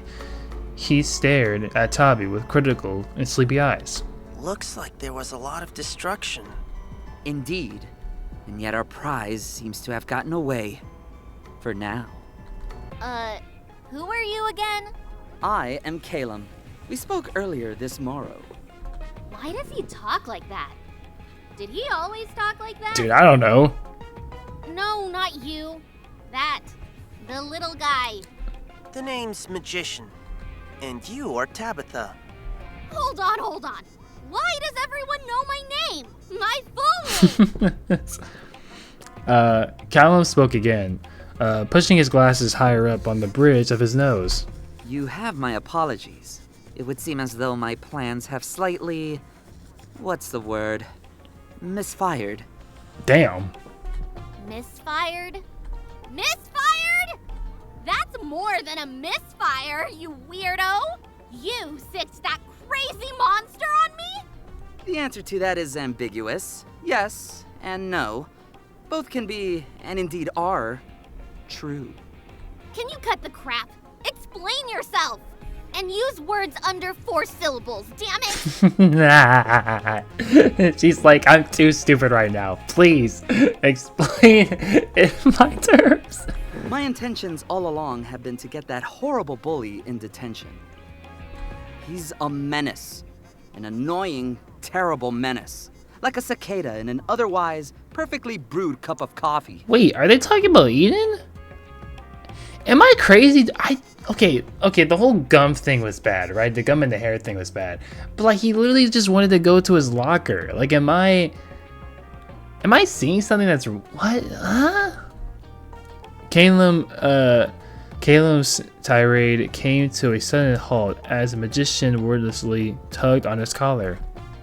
In response, the boy tilted his head to listen as the pixie whispered something into his ear. What's that? The metaphor makes no sense. What? Magician nodded. Like a cicada in a screen door. Oh my god. All he does is make a racket without any care of who he's scaring. Is he... are we talking about the teacher or like... He stopped for a moment, seeking the pixie's approval. What? I'm so confused. What the fuck is happening? When Magician nodded again, Caleb took it as permission to continue. As you can see, I'm also a friend of Pixie's. My most powerful ally is Magician, the Pixie of Manipulate. Magician gave Caleb's collar a sharp tug. Magical influence. Oh, alright. I can stack any situation in my favor, with the extra power to trigger transformations, often of an unpleasant kind. The assignment was clear from the start. Get Eden to fight the teacher, or wet himself trying. Get Eden sent to detention, ruin Eden's reputation, book a vacation to celebrate, I don't know. With each word that Callum's mouth strengths round the little face twisted into an increasingly worried frown. If that was your master plan? You failed, Four Eyes! You got me in hot water instead! Your stupid scheme was super convoluted. You think a big Dumbo like Eden could have survived those teeth long enough to get detention? Damn. Even if you wanted to terrify him, you didn't have to deadlock the door. I could have been killed! Yeah, that's true. I mean, that was pretty messed up. The door? Wait. But that's never happened before. Our power doesn't work on inanimate objects. I told you it was a terrible plan, Caleb. You should have listened to me. Caleb frowned, clearing his throat. I didn't mean for you to get involved, of course. But you were never in any real harm. She wasn't. A lot of harm. I would have stepped in. You understand? Had your powers not kicked in. Damn, that means freaking Eden left at the best time. Everything was still within my calculations. And for your sake, we had to keep the monster contained. It would have been a disaster if the beast rampaged through the school. Right. You might have been blamed for some kind of horrible witchcraft. So, you were just looking out for me? Exactly. You think I would have just abandoned you in your time of need? Yes. Damn. Of course not. I had to play my cards right for our sake. Which unfortunately involves subjecting you to close proximity with that orange-haired wretch. What is the deal with Eden? I don't understand the hate for him. Like, I get the whole gum and the hair thing was terrible in 3rd grade. Like, that's bad. Like, right? That's messed up because, you know, sometimes you're gonna have to, like... Sometimes parents, when they have, like, when their kids get, like, caught in, like, hair or gum or something, that's like they have to, like, be forced to cut their hair. Or just, like, pick it out one by one and it, like, hurts the kid. But it's, like, I don't understand why they hate him now. Like, I just... Did he do something that I missed? I must have missed a few things. But he was almost in our grasp. Look how close we got. Yeah, you're crazy, dude. Indeed. Imagine what the two of you could achieve together, fully powered up. What? Yes. The heights we could reach. The punishment we could inflict. Well, I don't understand. Yo, am I missing something, bro? What did Eden even do? Or we don't think about that. I'm a big fan of talking things out instead. You know what? I'm with Strength here. How about we just talk things out? Because, like, I feel like I'm the one that just doesn't understand the hate for Eden right now. Your execution was patchy at best, but I can agree that it would have been pretty entertaining to see that guy suffer for once. Oh my god, dude. Strength, you got the wrong girl to become a magical girl, man. This is just a mess. Yes. I knew you would understand. Jesus Christ. Only we can bring that candy gobbling fool to his knees. Dude, Strength is so worried. He's like, holy shit, I fucked up in giving this bitch the powers of a magical girl. He's like, damn, bro, what did I do? So, what did Eden do to you? What didn't that bully do? Okay. He got up to every bit of mischief in the book. I wouldn't be surprised if he'd commit arson on my house, if given the chance. What? Wait. What? Am I I don't know. It was that bad. Alright then. Yes, finally someone who else understands. Finally, someone who else understood what she had been through. Right? He's always getting up to something. It's so frustrating. It's always like this. He starts the fight and then kicks you while you're down. Tabi nodded, eyes glistening with visitation. Things are different now, though. Even a wounded dog will bite. And anyone who would kick a poor, innocent, bone-loving puppy should expect a gnawing of teeth. Wow, okay. The teeth of vengeance. See, okay. Yeah, I'm with you too, Strength. I don't know what the fuck is going on. These little psychos need some goddamn therapy. That's what they literally need. They need therapy. Or they maybe just need to talk with Eden and just like see what the hell's going on. Because I don't understand what's happening. What you're saying is, technically, We're not the ones in the wrong here. Eden is an annoying prick. So when I argued with Eden, it was probably his fault. What? Yo! Huh? Straight is very good, dude. Straight, you gave a child the wrong ability. Like, you should have never given her this responsibility because you don't know what to do with it. Yes. Oh my god. In that case, what I really need to do is to use my powers to purge evil. Oh no! Yes. No! What? Like you said, there's nothing more evil than tormenting an already tortured soul. He didn't even do anything! Tabby grinned gleefully, coming to her conclusion. So if Eden is evil, then I can blast That's him. straight up murder. You wouldn't be any. Oh my god, you'd be actually far worse than what you misinterpret him to be. Yes. Oh, Jesus Christ. No, are you crazy, Tabby? You're not gonna blast some random kid. There we go. Yeah, no, talk some sense into this little girl. She is absolutely insane. She needs therapy. That's what she needs. She needs just therapy. He's not just some random kid, Strength. He's my rival. He's demented and cruel. No, you're something's wrong with you. That's what's going on here. Just look at him. Who knows what kind of fucked up and wicked plans Lady! under those cheap You're in middle school. box-dyed high. Yo, watch your mouth, man. He's asking for a blasting. Jesus. Oh my. If you blast him, you'll go to magic jail. Magic jail. He's asking for a highly legal and purely metaphorical blasting. Well, as fun as it would be to vaporize every annoying person on Earth, there are other ways to get revenge on them. Fun? Wait, revenge? What's wrong with some healthy spite, Strength? You look like someone pissed in your cereal. Tabby, we can't be talking about the same stuff here. Vanquishing evil is cool, but you're getting it all wrong. Evil isn't just whatever you don't like. There we go. Well, it seems you're being outvoted at the moment. None of us like it. Okay, this is like. Besides, vengeance is the strongest emotion there is.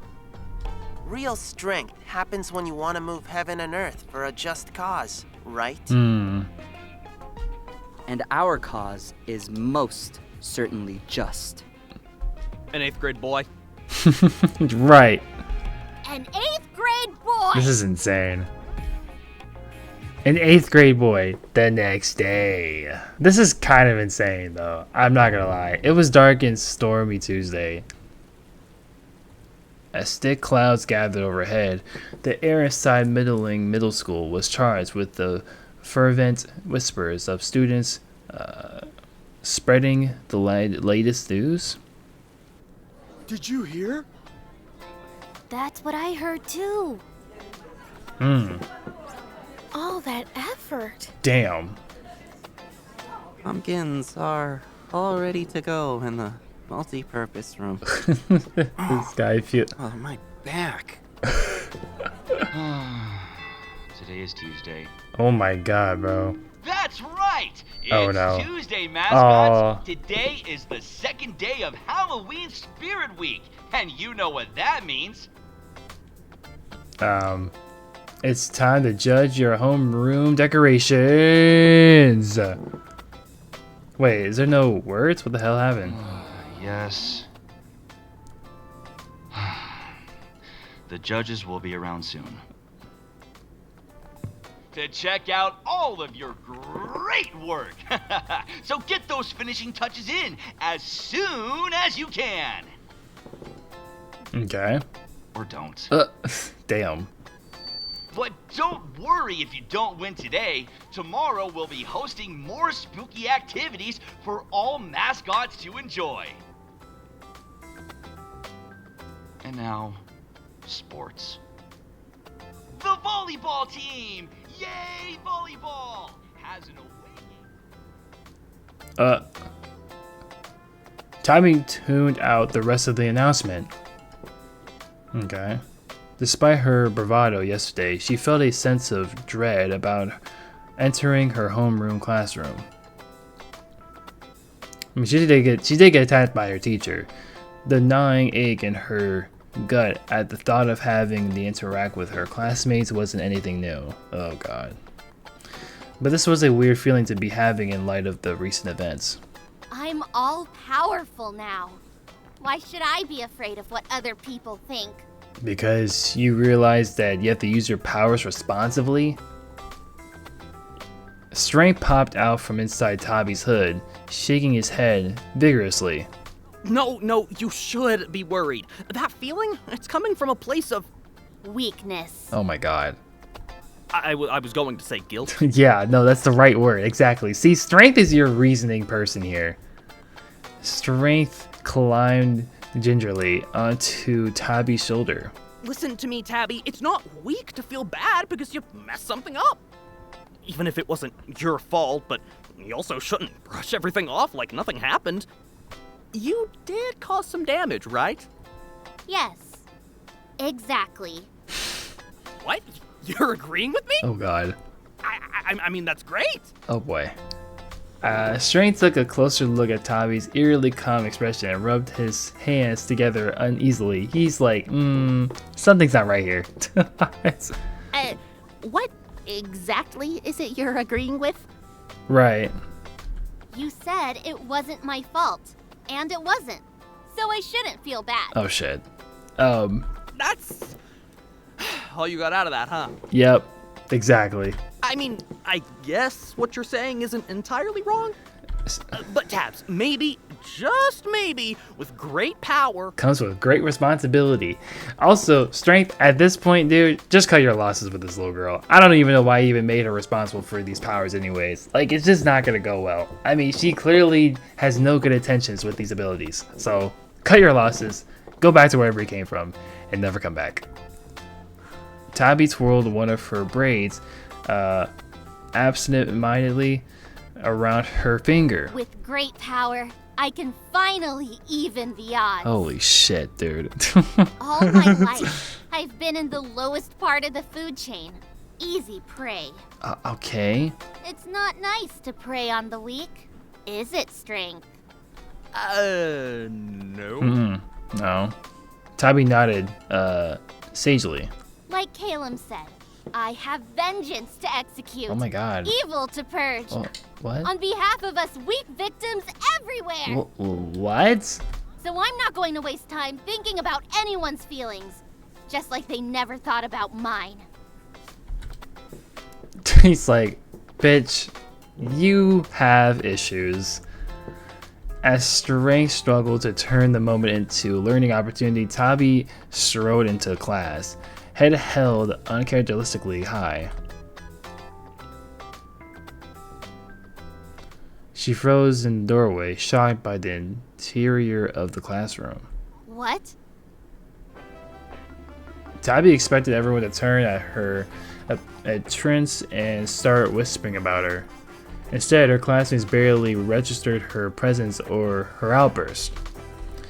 And more bizarrely, the obstruction left in the wake of her unexpected battle yesterday. It's all fixed? Yeah, pretty much. Fixed is a strong word. The decorations had been painstakingly taped back together, some covered in a new layer of paint and glittered to hide the tears and cracks. A pile of broken tables and chairs were hastily set off to the side, and some students were sitting on the ground. Tabby rounded on strength and commendable achievement considering the pixie had been clinging to her shoulder. Did you do this? Hey, don't look at me. I was in your backpack all night. It smelled like pencil shavings and old sandwiches. Don't know how I managed to rest in there. Ugh. If you didn't do it, then who? Probably Callum, right?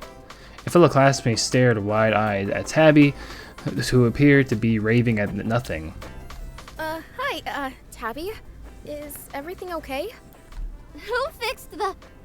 Everything is... They probably forgot about it. Oh, back to normal, right? Oh, never mind. Yeah, when we got here this morning, everything had been all patched up. The other student gave Tabby a careful look.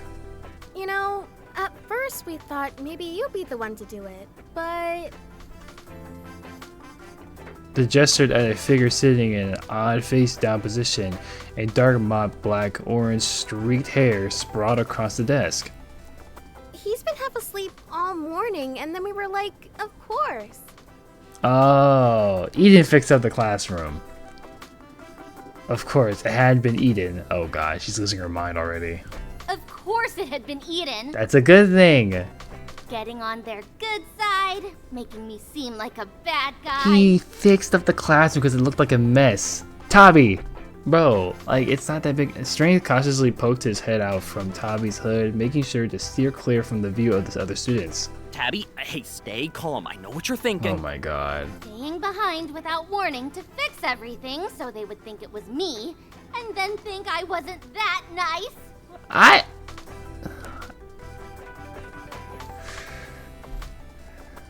Hey, Eden, you awake, bro?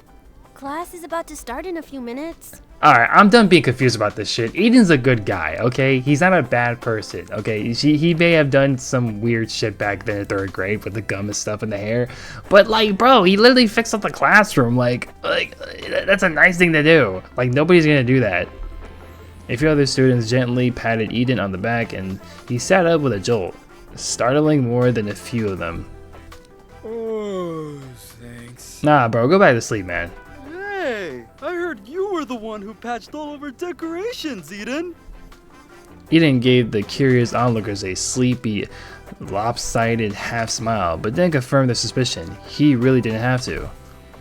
His fingers were still slightly crusted in orange paint and solid layer of glitter.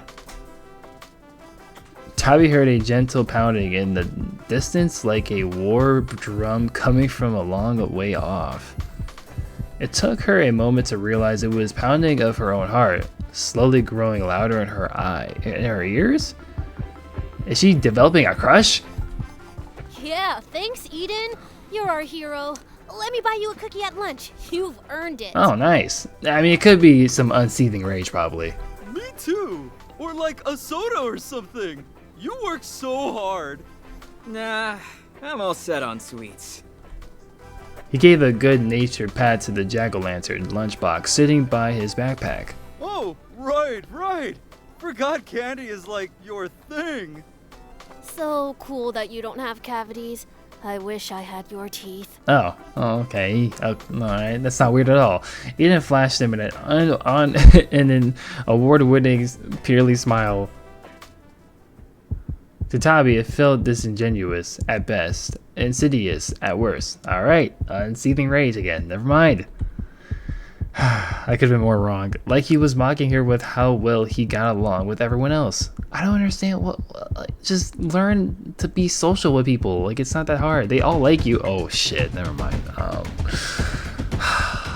my lord. The pounding shifted into a distant roar in her ears, almost drowning out nervous muttering of her classmates. Lucky he got to it, right? Otherwise, we'd have to scramble at the last minute. Or, I don't know. Some people were gonna ask you if you weren't too busy to help out, too.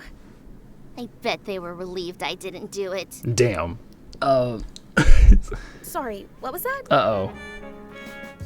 No, Tabby, come on. Nobody is saying that. Yeah, no one said that, but you... Oh my god, she is exaggerating all this shit in her head. They don't have to say it. I know. What?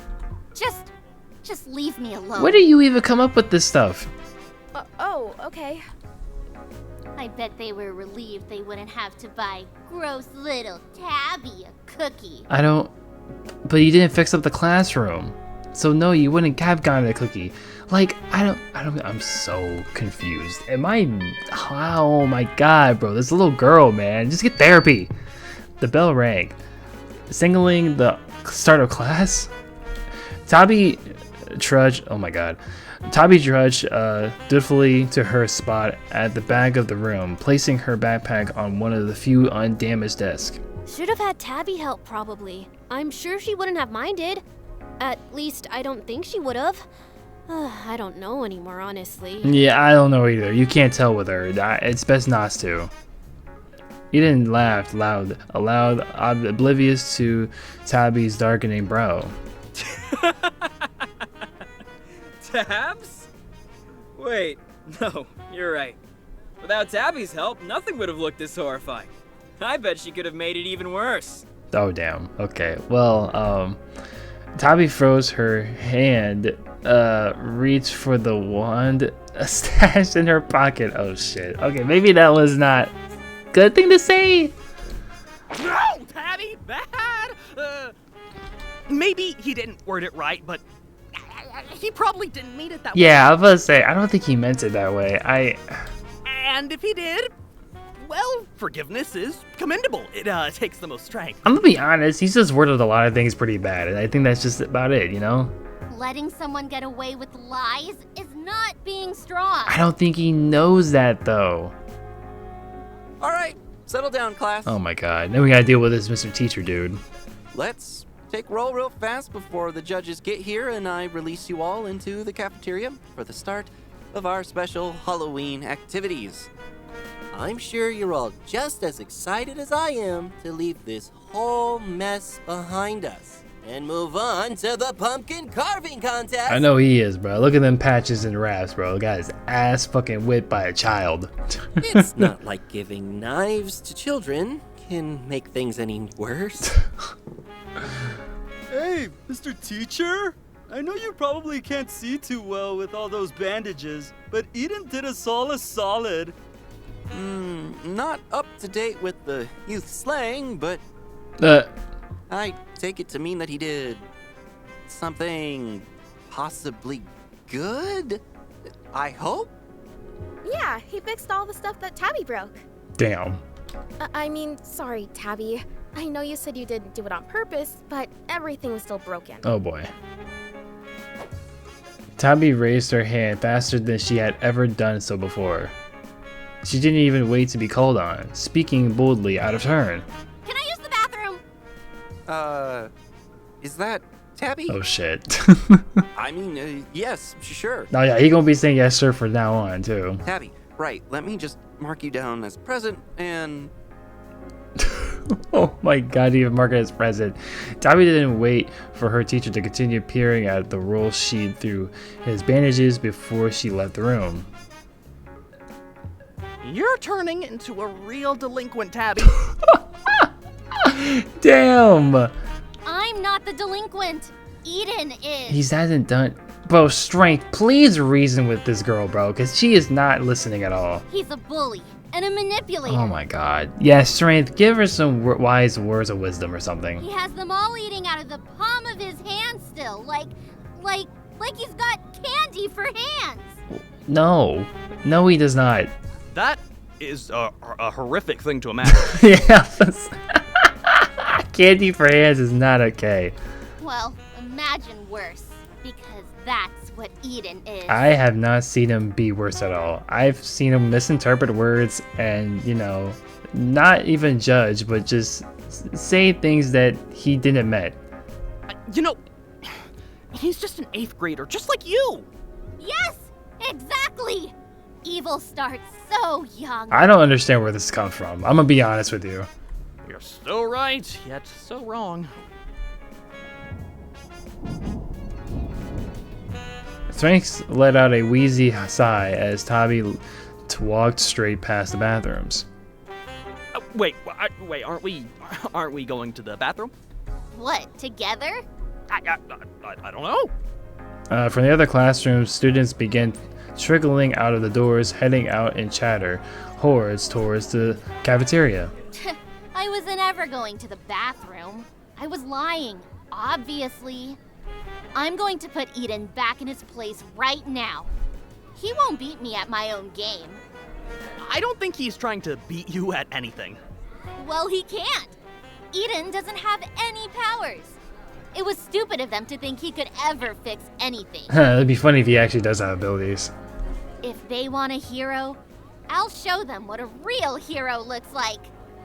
I have a bad feeling about this. Also, she now wants to be a hero? I thought she wanted to be a bad guy earlier. Like, this girl can't even change her mind. Don't look if you're so scared. Real strength is doing things other people are too afraid to do. Oh my god, no. No. I have a really, really bad feeling about this. I do too, man. Strength. I feel. Oh my god, dude. Strength. You gave her the wrong abilities, bro. Tabi snuck into the multi-purpose room, eyes alighting on the dark oblong shape scattered evenly across the unlit floor. I'm going to guarantee us a victory. Then they'll see. They'll all see. Oh my god, he just sounds evil. Tabby, why are you picking up those pumpkins? Where are you taking them? This isn't our classroom. Tabby, no! Oh shit! Oh!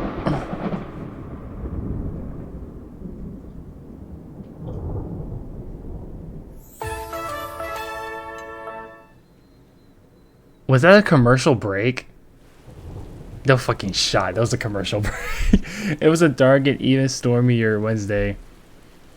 Like the thunder and clouds rolling overhead, the atmosphere at middle school was charged with confusion and concern. Happy Wednesday, everyone!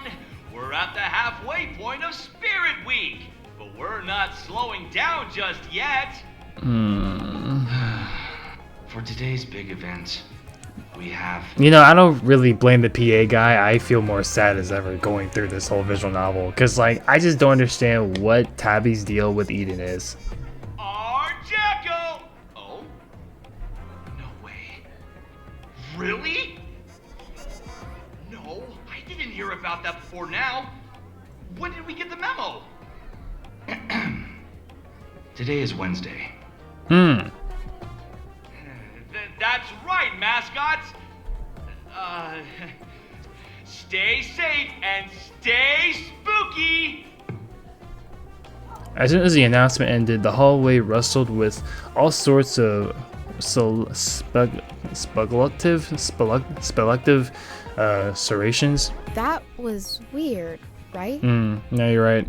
Yeah, but the teachers have been acting weird since yesterday. I noticed that too. Why did they refuse to tell us who won the decoration contest? And it was so weird when we suddenly switched to carving apples instead of pumpkins without any explanation. Yeah! And then they were like, no knives, actually. Like, make up your mind. Yeesh. I was tempted to just use my teeth at that point. Maybe it's a good thing we weren't doing pumpkins then? Tabby found it hard to keep her usual scowl up in the face of everyone's uneasy energy. Psst. Strength! Strength, wake up! Tabby reached into her backpack, shaking her pencil case until Strength clambered out of it. What's happening? Something's wrong. It should have been obvious by now that we won.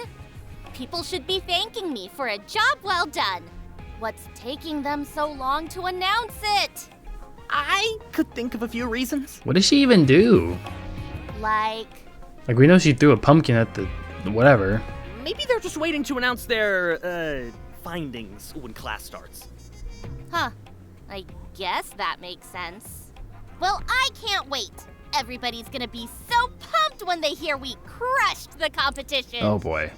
I couldn't have done it without you, Strength. Oh no. You sure couldn't have.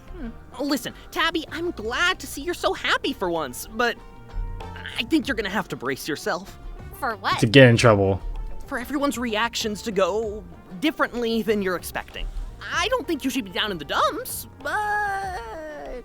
But nothing. Don't overthink it, Strength. They'll all be thanking me. I guarantee it. I have a bad feeling about this. Tabby zipped up her backpack, leaving only a strength-sized peephole through which he could watch her predictions unfold. Tabby continued down the hall, apprehension replaced with jaunty confidence. As she approached her locker, however, Oh, are you kidding me? she could barely see her locker past the students who had gathered around it. Excuse me. Excuse me. It was like they couldn't even hear her. Tabby rolled up her sleeves and pushed past her classmates. She managed to breach the dense ring of people, but groaned when she spotted the reason for the crowd. Eden stood by his locker, holding court. His adoring fans spilled out in front of her without a thought of how he was supposed to retrieve her stuff. How she was supposed to retrieve her stuff. In fact, he probably told them to stand there just to annoy her. What's going on? Oh, morning, Tabby!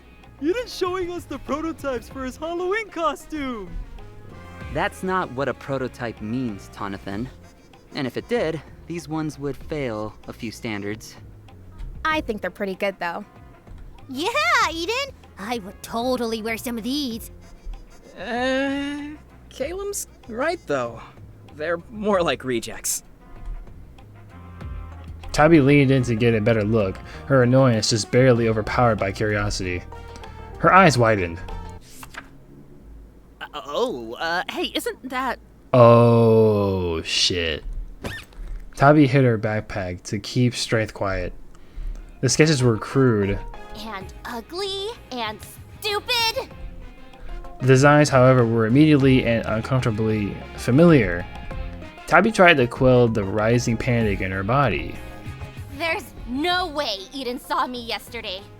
That's impossible. That's what I was thinking. How long did it take you to come up with all of these, Eden? I started coming up with ideas after last Halloween, but I didn't start on prototypes. Mock-ups until a few months ago. Oh, but then I ended up having a way scarier idea. Yeah, these aren't scary at all. They give off super silly vibes, especially this red one. Oh, damn. It looks like a clown dipped in fruit punch. Oh, nah. Now they dissing the girl.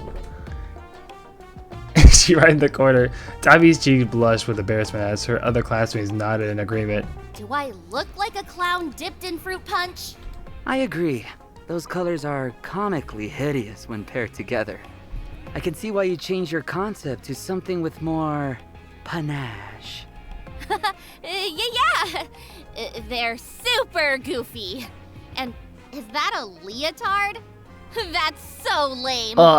Hey! Damn. They're all dissing Strength's outfit. Tabby whacked her backpack again. Right? And uncomfortable too. I scrapped these for a reason, but I don't know. I'm still kind of proud of them. Maybe I'll repurpose them for something else instead. His musings were cut off when the bell rang. Shoot! Time to go! Eden shut his sketchbook with a loud thump. Oh, man. The crowd of students began to disperse. Psst, aren't you gonna get your books? Oh, yeah.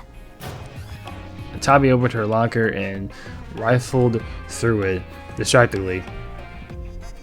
It was a weird enough morning without the added shock of seeing Eden's drawings.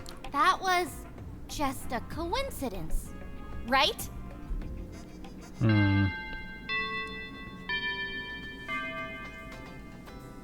Hey, class? Tabby's classmates settled into their seats, chattering animatedly, even as their teachers cleared his throat a few times. My sister is obsessed with that one cheesy movie, Tender Loving Ghosty Ball, or whatever it's called. Why can't she give a good old classic slasher a chance? Isn't she like 7? Damn. Class? It's really young to be watching a rated R movie. I try to hype her up to watch Too Cursed Too Curious 4 with me, but she just cries until I put in Tender Lovin' Who You Gonna Call. Maybe just a thought. Maybe 7-year-olds shouldn't be watching horror movies. I don't really know. Or maybe they just don't like watching things at a point. I don't know. Just leave them alone. I don't know. Maybe that's a thought. So then I end up watching it over and over. Ugh, you know what's really scary? Tooth Decay documentaries. My parents make me watch them every year once August hits. Okay, well that's just weird. There's more than one documentary on teeth? Oh my god. Mr. Teacher cleared his throat a third time. Hey guys, shut up! Thank you, Eden. Ugh, there he goes again, gaining brownie points. Class, I have some bad news. The students fell silent as Mr. Teacher ominous tone. The pumpkin carving contest has been canceled. Didn't they announce that already? Yeah, but I thought we were just gonna do it today instead. You don't think no pumpkins at all? Uh-oh. That's exactly right, Den. The jack-o'-lantern contest will not be happening this year. Oh, I practiced carving incisors for nothing? What are we doing instead? Unfortunately, there will not be a replacement activity. Especially not for our class. Especially. What? Why not? Sometime yesterday, someone, or more likely multiple people, went on a rampage. And destroyed the decorations in each homeroom right before the judges got there. Damn. Every single homeroom was covered in pulverized pumpkin pieces, except for ours. I know you're all good kids at heart, and we never know what someone might be going through. But whoever did this is clearly in need of some guidance counseling. Additionally, Oh my god. until we find the culprit, our class won't be able to participate in any of the other Spirit Week activities. Damn, just their class? Oh, someone rotten is ruining everything for the clean and well-flossed teeth. Damn. No, Tabby, you finna get shitted on right now. Yeah, that's not fair. Collective punishment is illegal. Everyone, calm down. I'd be freaking out too, bro. Yeah, chill out. I would like to get to the bottom of this, as I'm sure all of you do. If anyone knows anything about what happened, please come talk to me in private. Dude. No. This wasn't supposed to happen. Yeah, dude, you fucked up. That was not cool. I just wanted to help. How? Strength whispered to Tabby from her inside her backpack. Tabby, you have to say something. Now's your chance. What? No! Well, it's never too late to right your wrongs, even if you need an extra push. Strength took a deep breath and did his best Tabby impression. I have something to say. Oh shit. Oh no. Yep, Tabby scurred. The entire class whipped their heads around to stare at Tabby. Strength, you asshole! What was that, Tabby? Tabby wanted to share something, I think. Tabby was too panicked to glare daggers at Eden. You can do it, Tabby. Be strong. Tabby? Tabby ground her teeth together. Her face felt hot with everyone's eyes on her. What am I even supposed to say now? Oh boy, blame Eden. Blame someone random. Blame teacher. Own up. Blame strength. You know what? We should own up. Let's say the culprit was me. If you need someone to blame, I mean. Yeah, just let's own up to our mistakes. I did it so that we would win. We deserve to win! This is serious, Tabby. Of course nobody believes anything I say. I just need her to own up her mistakes. If you don't believe me, fine. Whatever. Just don't cancel Halloween. It's not fair. Tabby is obviously just taking the blame so we don't have to miss out on the fun. We can say it was me. Don't cancel Halloween. It was me. What? It was me! What the? What? It was me. Oh my god. Alright, this is ridiculous. All right. I missparked this. Slow down. I can't pretend that wasn't a moving display. I don't even know what even happened, but okay. Of course, I love Halloween as much as everyone else. It gives me no joy to keep you from participating in the Spirit Week activities. But we have to take this pumpkin smashing incident seriously. I'll say it again. If anyone knows something, really knows something, come talk to me after class. Wow, so everything we would have done just didn't even matter. In the meantime, I'll speak with the other teachers and see if there's a little wiggle room regarding our Spirit Week participation. Caleb, you're in charge. I'll be right back. Well played, Tabby. That was inspiring. Yeah, I've got chills. You should be a public speaker or something. You should be president. What? No. Maybe I'll dress up as Tabby for Halloween next year. That'll give everybody goosebumps for sure. Nah, this glazing is just actually disgusting right now. The real criminal is still out there. Oh my lord, dude, this facade of yours. Maybe it's even someone we know and love. Oh, should I dress up as this mystery pumpkin pulverizer instead? What would that even look like?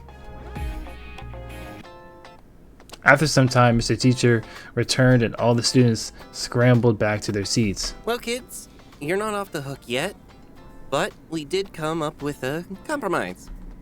All the students leaned forward in their seats with anticipation. The pumpkin competition is still canceled, but the rest of Spirit Week is not. In the meantime, we're sending letters to your parents explaining what happened, and we will give the culprit until the end of Spirit Week to own up. The teacher paused and looked around the room meaningfully. However, if no one comes forward, well, we haven't decided yet between detention or some sort of volunteer activity to make up for it. But, all right, settle down. As I was saying, a decision has not been made yet, but everyone will have to participate. Now, as you can imagine, the other homerooms were pretty bummed about what happened. To make it up to them, the teachers have decided to send everyone on an impromptu field trip, excluding us, of course. Damn. But I worked some Halloween magic, and if we agree to be on our best behavior from here on out, they've agreed to let us join them. The class erupted with roars of approval. Can I trust that you won't cause any trouble on this trip? The students nodded vigorously. All right. Don't let me down, kids. You won't be needing your backpacks, so you can leave them here and we'll lock the classroom up. And make sure you don't bring anything you wouldn't want to lose. Your emergency permission slips only cover so many liabilities. Liabilities? Uh-oh. I don't like this. I think this is a trap. Mr. Teacher, you haven't told us where we're going. He's gonna eat us, bro. He's gonna get us killed. Can anyone guess?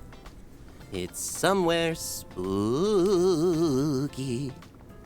And, just around the block. Just around the block. So he's trying to get it. He's gonna kill us, bro. I love spooky. Nah, this is a weird trap. No way. Is it the Madlock? Madlock Mansion of Horrors! Exactly right, Eden. Nothing like a local historical site turned tourist attraction to keep your mind off the real horrors of life. Okay, off you go. Lockers, bathroom, drinking fountain. We'll take roll at the front door in 10 minutes. I don't know, bro. I don't trust Mr. Teacher. This man's trying to get us into a trap and get us all killed. Despite the gloomy weather, the middle schoolers were in high spirits as they walked to their final destination. The local haunted house known as Madlock Mansion. Tabby heard her classmates whispering about the prankster in their midst as they walked. Holy crap! It felt kinda good getting everyone to rally up for me. And technically, I didn't lie. Having everybody's support has its advantages. Oh boy. I just gotta figure out how to do that again and use it against Eden. Why? Keep up, kids. We want to make sure you get a chance to experience the whole mansion. From behind, Tabby started hearing strange exclamations from her classmates. Whoa, Eden, you look sick. When did you put that on? Oh my god, she's about to lose it. Good, Eden. I was wondering where you were. Thank you. Tabby turned her head before she even realized what she was doing. Bobbing through the crowd of middle schoolers was a gas mask with orange lenses framed by a mane of orange hair. Oops, sorry. Pardon me. Oh, wow. Eden's full outfit came into view and Tabby recoiled. It was so orange. As he jogged closer, his heavy rubber boots splashed puddle water everywhere. Sorry. Puddle water everywhere. Tabby turned and started walking faster. From the splashing noises, Tabby knew that Eden would catch up in no time. Even so, she power walked until she was at the front of the crowd and her shins hurt. Hiya, Tabs. What do you think? I was just waiting for the perfect time to show this off. Go tell somebody who cares. Oh, that is a very cool look, Eden. I should have brought my costume. But that would have spoiled the surprise before the dance. I thought I could wait too, but I got overexcited. Tabby deliberately slowed down again, so slow that the rest of the students passed her by. She bent down to tie her shoelace several times. Let's talk revenge. Ah! Don't do that to me. Tabby stood up and gave Callum a hard look. Ahem. I said, let's talk revenge. No! You need to go away! Aren't you tired of him yet? Sure am. Magician, do your thing. What? No, wait. You and I should have a chat over there. What? No, strength. Nope, I'm quite alright here. Oh, man. Magician put both hands on Strength's shoulders. Hey, what? Let's try this again. I've got a new plan to get Eden in detention. Detention? That's all you got? With some extra calculated moves, he might even be expelled. You're thinking too small. Let's get him arrested. That messed up Mr. Teacher Monster thing you did, I need you to do it again. On Eden! Oh, so... Oh, I forgot, bro. So he turned the teacher into a monster. Oh. I'm dumb. I'm actually slow. Never mind. Damn. Then, when he goes all teeth and claws on the other people in the haunted house, they'll have to call the cops! I see your vision.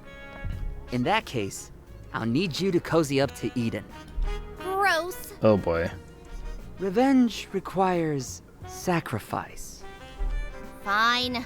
It'll all be worth it to see his stupid face when they cuff him. Or maybe there's a twist. Maybe he's actually trying to get her to realize that Eden's not as bad as it really is. Maybe. I don't know. Maybe this was the plan all along. You will need to lure him to the optimal spot for maximum damage. I feel like I'm thinking too deeply into this, maybe. The middle of the mansion will do. Once we rendezvous there, we'll stab him in the back, exactly when he's least expecting it. Callum saw Tabby's eyes glisten with excitement. Not literally.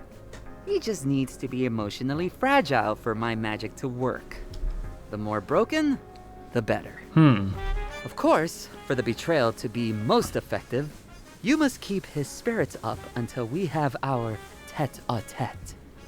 And then, well, trust me, he'll be arrested all right.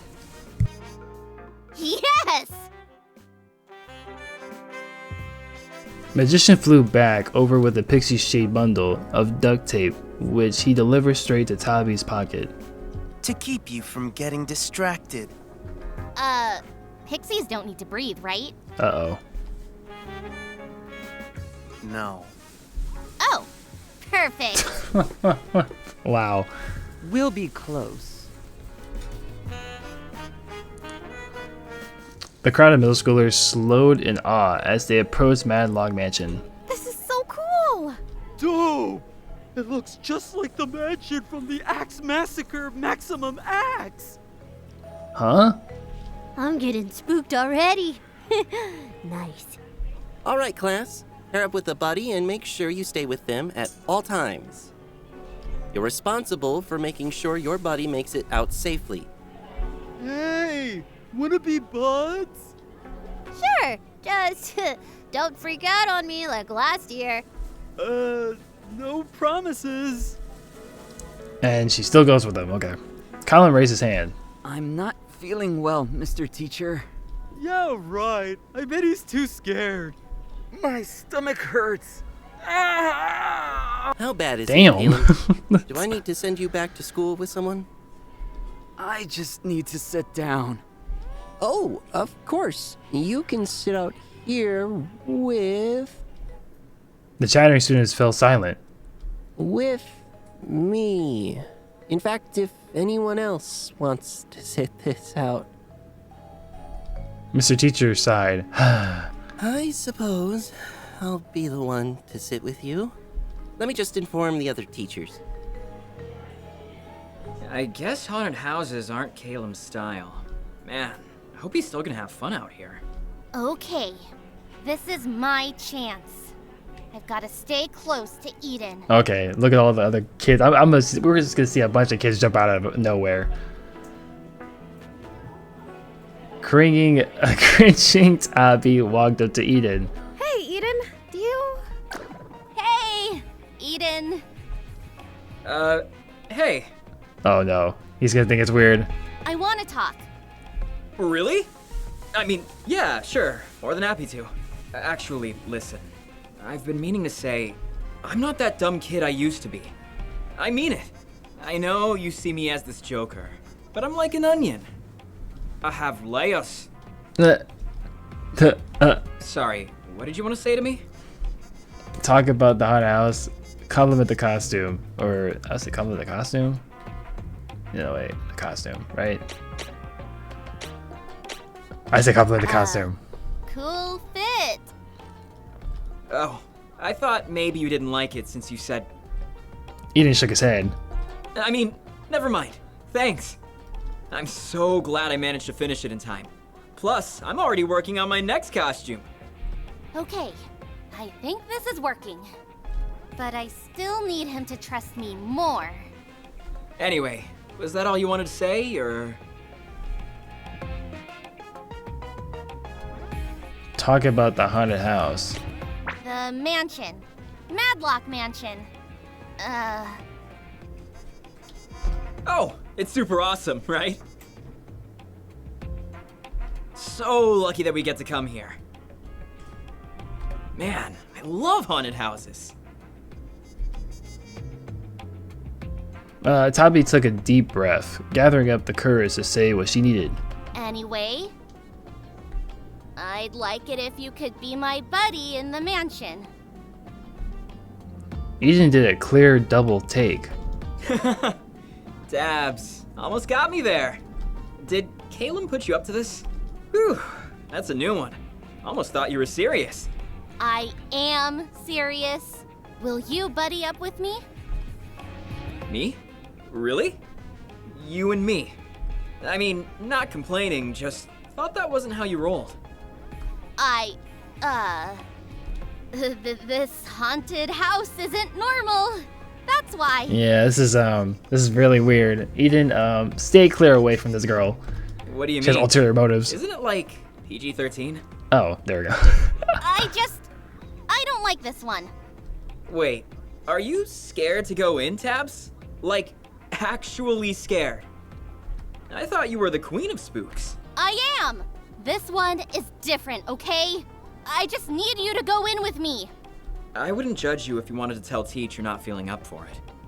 Is he actually worried about me? Yes, that's what he's actually like been talking to you normally like this entire time.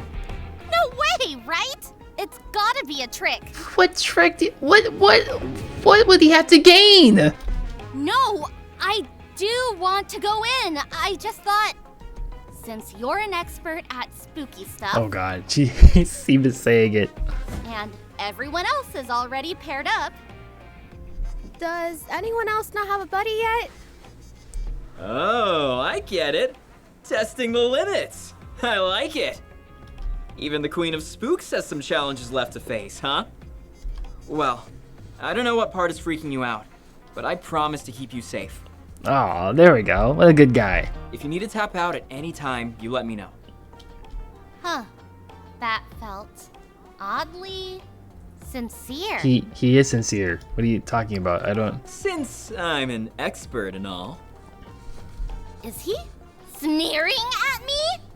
I take it back. He's still a jerk. Okay, whatever. Come on, let's get in line. I don't understand her. I don't get her. I don't understand where she gets this from. Ahead of Tabi and Eden, the other students disappeared into the open door of Madlog Mansion, one pair at a time. The darkness inside seemed to swallow them whole. When it was their turn, Tabi instinctively closed her eyes as she passed through the blackout curtains in the doorway. It's pretty dark in here, huh? Watch your step, Tabs. Tabi snapped her eyes open, barely avoiding walking straight into a wall. Of course it's dark. It's a haunted house. Looks kind of cool though. Oh, good. It's great that you're not afraid of the dark. Would have been hard to shield you from that one, to be honest.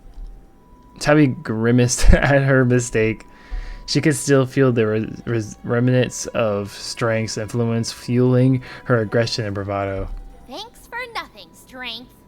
Give me a heads up when there's something you can't handle, okay? Okay. Watch him get scared. Get it together, Tabby. Just gotta mine Eden's stupid hero complex to keep him happy until I reach Calum. Come on, act scared. Ooh, spooky. She glanced at Eden only to find him reverently touching the vest of a propped up corpse. What are you doing? Eden jumped and removed his hand from the vest. Oh, this is pretty nice fabric. Just, you know, admiring the, weave. He patted his thighs like he was feeling for his pockets. Right. Left my notebook in my backpack.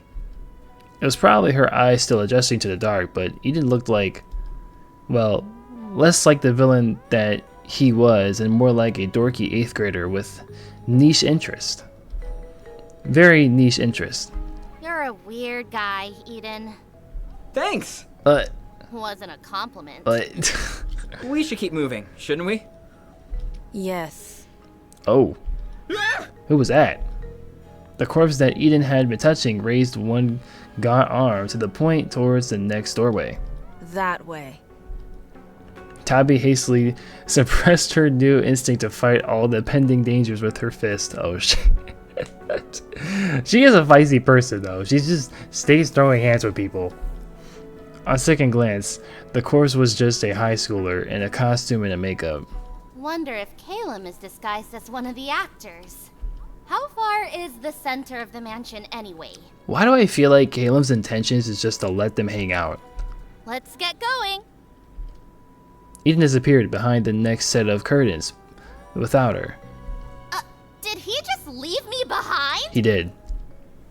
As soon as she finished that thought, Eden popped his head back through the curtains, giving the impression that he had been decapitated. Just double checking. You okay with doll stuff? I know we just got here, but we can leave if that's not cool. Tabi froze, unsure how to respond.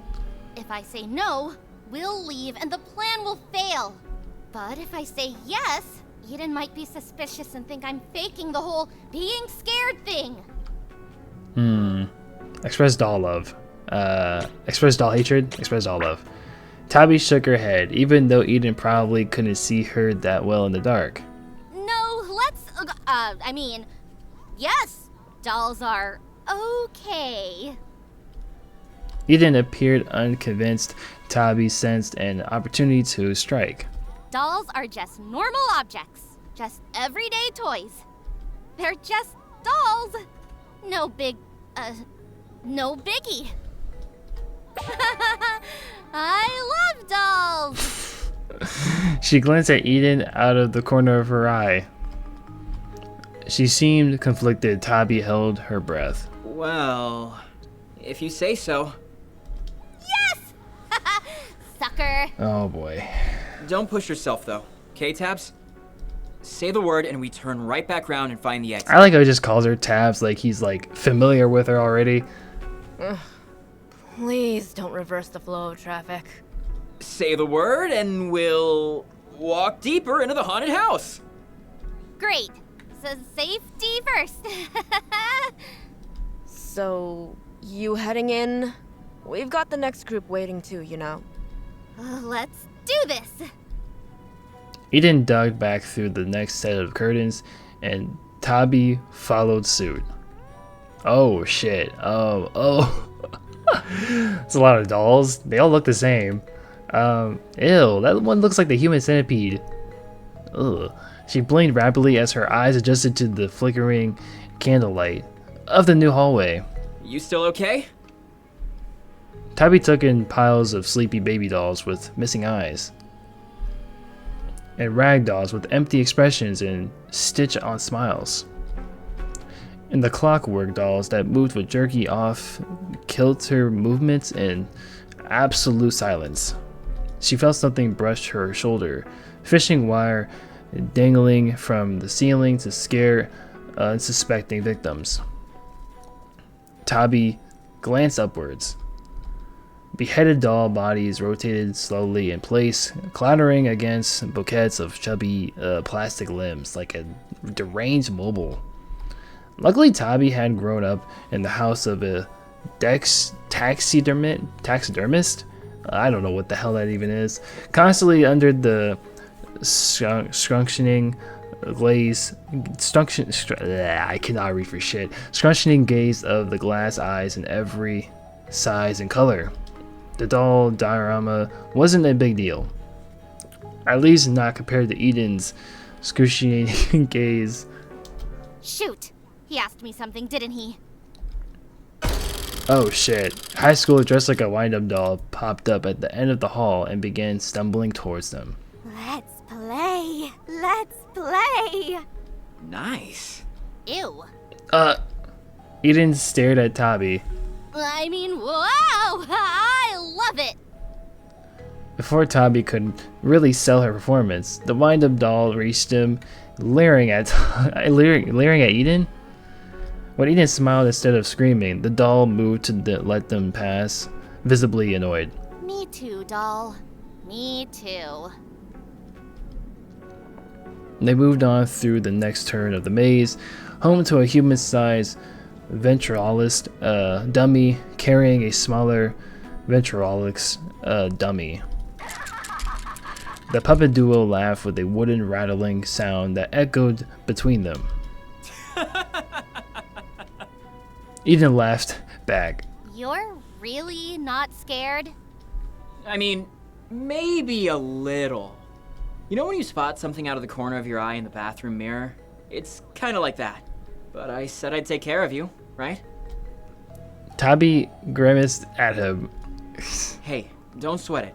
Since you asked me to, I'm delivering. But only 'cause I want to. Besides, this stuff doesn't bug me too much compared to other spooks. They rounded the corner only to met with shelves and shelves of doll heads, turned purposely in their direction.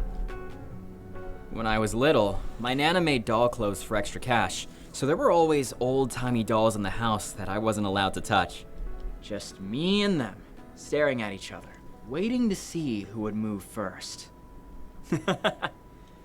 Those were good times. Eden inspected the doorway to the next part of the maze, which was framed by a literal arc of doll heads. But you said you like dolls, right? So these don't scare you either? Is that a trick question? Is he trying to catch me in a lie? No, he's just wondering if you're scared or not. I don't... What? What the hell? Tabi shrugged as nonchalantly as she could. I like them a normal amount. Do you have a favorite type? You seem like you would enjoy something smiley. Like a little Harlequin doll. Or something like that. A clown? Is that the kind of energy I give off? Do I look like I tolerate clowns? You can't win with her, I swear. Eden laughed at Tabi's indirectless tone. I don't know. Just thought it fit your vibes. You're pretty funny and lively when you want to be. I think that's a stretch. Funny? Lively? Me? Why are you asking anyway? Just something I was curious about. It's always cool to make stuff for people I like. She hates this dude, man. So, is that a no on the cute little Harlequin? Well, why she got that look like, nigga, please? They left the dolls behind and entered a room lined with funhouse mirrors. I'm more of a skeleton person. You know what you're getting with a skeleton. No tricks you can't see coming. Their reflections doubled and tripled, transformed and stretched. She frowned at her artificially tall form and Eden's warped, round, short one. Just good bones, clean bones, safe bones. Oh, right. You always were the Bones Girl. For some reason, this acknowledgement didn't make Tabi any happier. Gonna be real for a sec. I thought it was a joke at first. What was? Your name is Tabby Bones, and you love bones? That's like cartoon character behavior. No way. Haven't heard that one before. Like, I probably liked bones and skeletons a normal amount before, but... Who's laughing now? Eden rejected the advances of the circus clown, who had been waiting for them to round the corner. The clown slung back against the wall with a grumble. He's like, damn, I failed. Anyways, you were the Bone Queen before I even knew there were bones in my body. Thanks? Eden and Tabi passed through the rest of the circus-themed hallway and entered the heavy mist of the next room. This has got to be like the weirdest thing for her right now, because she's like, damn, this dude's actually nice as shit. They took in the poly-powered ghost swooping over the paper, machete, tombstones, and silence. You know, being haunted house buddies is fun. We should do it again. I'm glad we got to chat, honestly. Like, when was the last time we were even partnered up like this? Tabi felt a suppressed memory rise up. The zoo. The zoo? Oh, wow, that takes me back. How did you even remember that? Wait, was that when I left you in the... Tabi scowled into the strobe lights, knowing exactly what he was referring to. Oh, so this was like stuff just back in the day. The reptile house. Oh, yeah. It was creepy in there. Hope I've made up for it now. Are you going to lie and tell me the snakes are escaping and then run out screaming again? Doesn't work that well with ghosts, I think. Irritated that he was so nonchalant about it, Tabi probed deeper. Do you remember what happened after? No. I don't think anything happened. Exactly. Even after I got lost and missed lunchtime, nobody came looking for me. Until it was time to leave. Damn. I mean... Oh, I kind of remember that, I think. Maybe there were circumstances that happened. I mean, it can't be just that he left you, that he wanted to leave you for just to be mean about it. I think? I don't know. Oh boy. It was a core memory of Tabi, just one locked away, in a box of Eden-related anger. Oh boy, you get away with everything. No one takes me seriously. I think it's just him. No one takes me seriously. No one takes me seriously. I tried to tell them that you were pranking me, and then forgot about me in there. But I got in trouble for not finding a teacher earlier and wandering around by myself. Okay. So every choice I made wouldn't have even mattered. It would have been the same result. Oh. Damn. Tabi waited for Eden to say something else, but he didn't. Rage bubbled up inside of her, and she pushed past into him in the next room, glowering. Ah, wait, Tabi! Tabi stomped into the adjacent room. At the sight of the cage, plastic skeletons lining the walls, she felt slightly calmer. She waited for someone to pop up. A high school scare actor waiting in the wings or something. But no one came except for Eden. The sound of his shoes echoed in the large space. Listen, Tabi. Tabi ignored him. Instead, she focused on the distinctly familiar tingly sensation on her skin. Magician's magic. Are we already at the center of the mansion? To be honest, Tabi had forgotten about her mission in the heat of her emotions. Where was strength to keep you on track when you needed him? She could still feel the little guy in the pocket of her hoodie. He doesn't have enough strength to break out of the tape, apparently.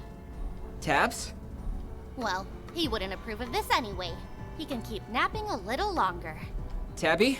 Hey, are you okay? You look worried. Oh, she's gonna reveal herself? Colin's instructions came to mind. She was supposed to break Eden down now. Right, she was allowed to take him out. Good. He deserved it. I'm fine. I don't need you to worry about me. It's none of your business. If you're scared, that's okay. We're in this together, Tabs. I'm taking your concerns seriously, okay? Let's finish the rest together and get out of here. Eden held his hand out. Oh no. If you need it. Friends don't leave friends hanging. Slap Eden's hand, reject Eden verbally. Hesitate. Slap Eden's hand away. Tabby stared at Eden's hand, not sure what to do with it. She shook her head and scowled. I'm not going anywhere with you. Friends? Yeah, right. Eden pulled his hand back to his side, looking hurt for a split second, before laughing it off. I get it. I know I'm not your favorite person, even if you ask me to be here. I can see why with the whole zoo situation. And the hair stuff. I have been thinking about it since we talked to Mr. Teacher on Monday. I'm sorry. I did a really stupid thing. Many stupid things. And didn't really take responsibility for it. I know saying sorry doesn't solve anything. But I do feel bad, okay? I forgot a lot of this stuff happened because, I don't know, we were kids. And I don't like to think about the bad stuff. How lucky for him to be able to forget. Okay, well, you know what? I'm on Eden's side on this one. I give up on this chick, bro. She's annoying. Now she's starting to annoy the shit out of me. I know it's probably not fair to you. You're not the only one either. Like, he's being apologetic and looking past his mistakes, and even then, like, this is like innocent shit. Let's be honest, bro. Like, I don't even think he meant to do any of the stuff that he actually did. Even with Caleb. We're best friends, but there's things I've blocked out. Like, the fact that she's taking this shit like it's life and death is like relax, bro. I'm so grateful he stuck with me in spite of everything that's happened between us. Oh, he still thinks the same way, apparently. He's the coolest guy I know for bouncing back and being such a good friend. I don't know. It gives me hope that we might be friends too someday, Tabs. Ugh. Excuse me? You might want to cut your losses, dude. Anyway, what I was trying to say was that your hair looks great now. You can't even tell anything happened to it. She about to kill this nigga, bro. Tabby felt a wave of red-hot rage overtake her again. No thanks to you. Oh my god. You know who did the crying and the brushing and the braiding to get to this point. Not you. But I mean it. It looks really nice. You did a good job growing it out. I hope you get to forget about it soon so it doesn't bother you anymore. Oh god. Call Eden's toxic positivity. Call Eden's a liar. Oh my god. What is wrong with you? Okay, I guess. Huh? Damn, I don't even feel good by making these choices either. Like, this shit sucks. First, you minimize something that really hurt me. Then, you tell me I should get over it because it's all sunshine and rainbows now. You know, now thinking about it, this is like the only visual novel that I've ever played that I just don't like any of the choices. Because, like, they just don't make sense to me. And they're not fair. You're a bullying jerk who laughs at other people's pain like we're the stupid ones for feeling bad. I don't... And you still think we'll be friends? I mean, what else do you want him to do? I mean... Ouch. Not pulling any punches today, Taps. Do you hear yourself? Oh my god. A normal person would not be laughing right now.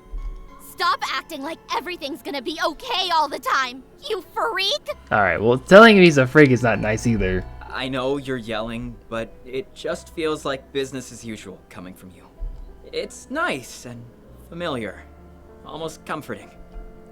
Tabby screamed with rage. This wasn't working. She was the one getting worked up, not Eden. Ah!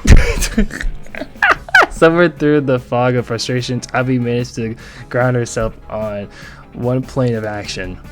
She needed to hit Eden where it really hurt. If I was Calum, I would hate your guts. Damn. Actually, I know he does. He hates you, 100%. Wow. He's probably scheming against you right now. Eden shook his head. Calum?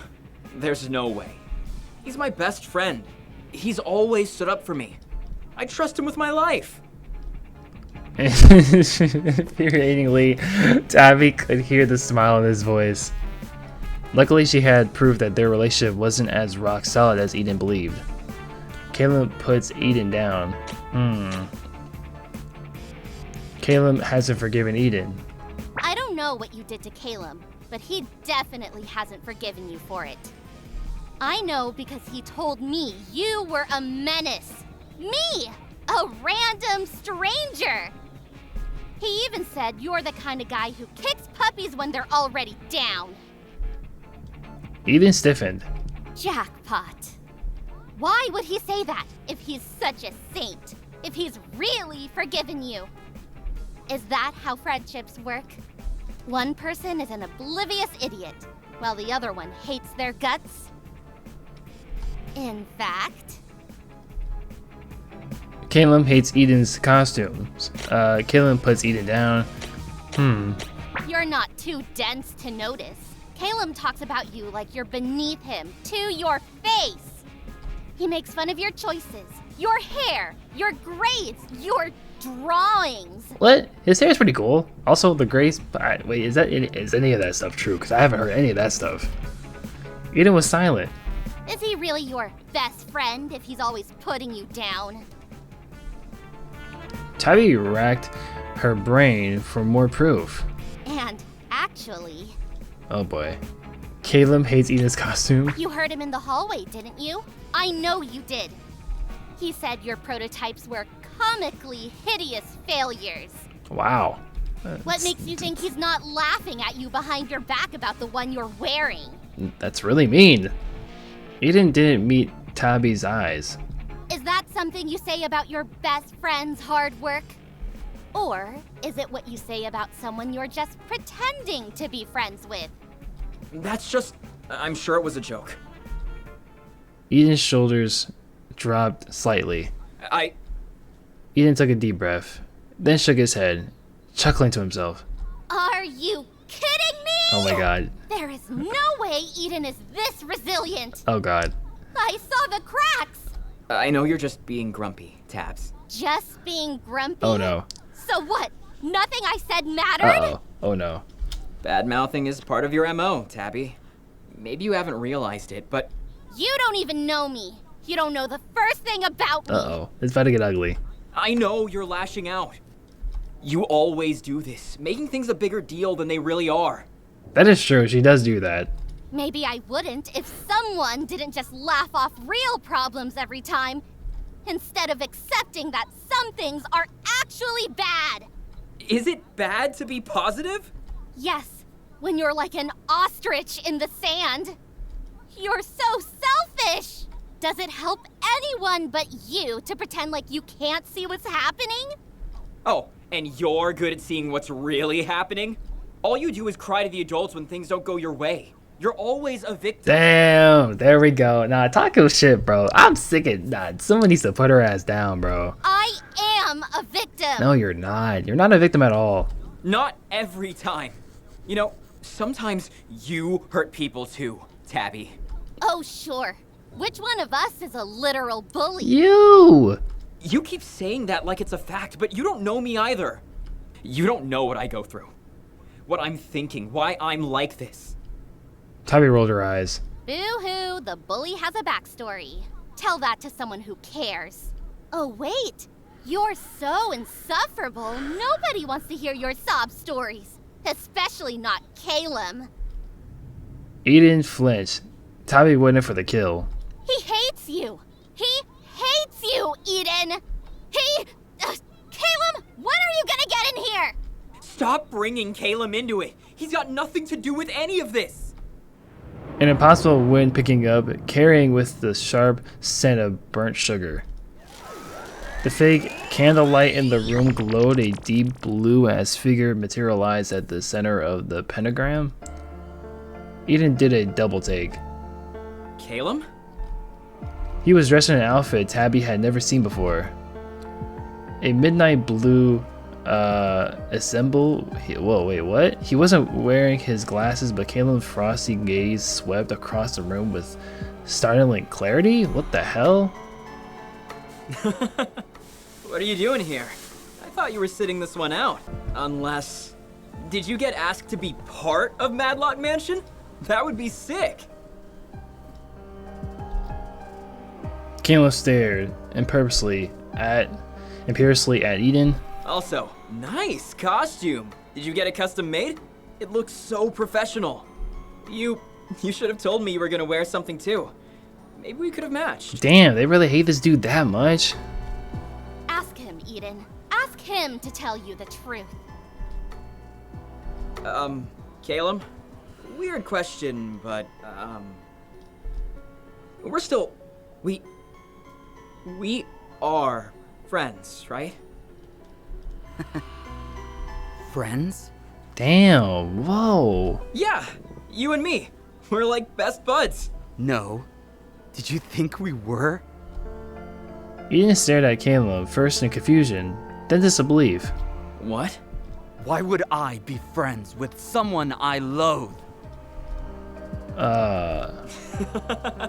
Eden let out a panicked laugh. Are you messing with me? That was a joke, right? Caleb rolled his eyes. There's that suffocating positivity. Let me make it clear, because it's impossible to get anything through your thick skull. We were never friends, and we never will be. Okay. I mean, yeah, Eden, you might as well just leave, bro. Like, these people just don't like you. It feels so good to say at last. Eden ran an agitated hand through his hair. What are you talking about? I thought you always stuck up for me. I went to bat for you. You owed it to me for being a thorn in my side for so long. Caleb sighed dramatically. Oh, how I've suffered. What? I'm in disbelief, man. I mean, he doesn't look like a bad guy, nor has he done anything bad. Like, I don't understand. I must be missing something completely. Like, maybe it's just like these kids just have an over-exaggerated mindset of like what they see in Eden. At least that's what I'm assuming, because, you know, sometimes kids do exaggerate what things really are. I mean, what things really are when they weren't. You know what I'm saying? Like, it just they over-exaggerate things that like didn't really happen. Where is this coming from? Did I do something today or yesterday? Do you really think hatred like this forms overnight? I don't understand why they hate him so much. No. You've worn people down for years and years with your relentless, insufferable personality. I think Caleb probably just hates him as a person at this point. I don't even think it's any reason. How lucky, or rather, unlucky I am that you never saw through my act. Caleb took a step closer to Eden. I've been waiting years for this moment. Finally! I can stop pretending to like being around you! Ooh, wow. Eden trembled, his hand balling into a fist as he attempted to remain calm. So this whole time, I'm not a mind reader, Caleb. If I was hurting you, if you hated me, why didn't you just say something? You can't just hide this stuff from me and expect me to know what's going on. That is true. You have no one to blame but yourself for being disgustingly self-absorbed. Insensitive. Narcissistic. Okay. A lot of that stuff's kind of insane. Yeah! And I bet you would have forgotten even if he did tell you. Like you've conveniently forgotten everything else you've done. Eden whirled towards her in distress. How am I supposed to know what's going to hurt you for 10 plus years if you act like nothing's wrong? Maybe it was my bad to assume something that happened when we were kids wouldn't be important anymore. But as soon as you told me, I tried to be better. I'm trying to change.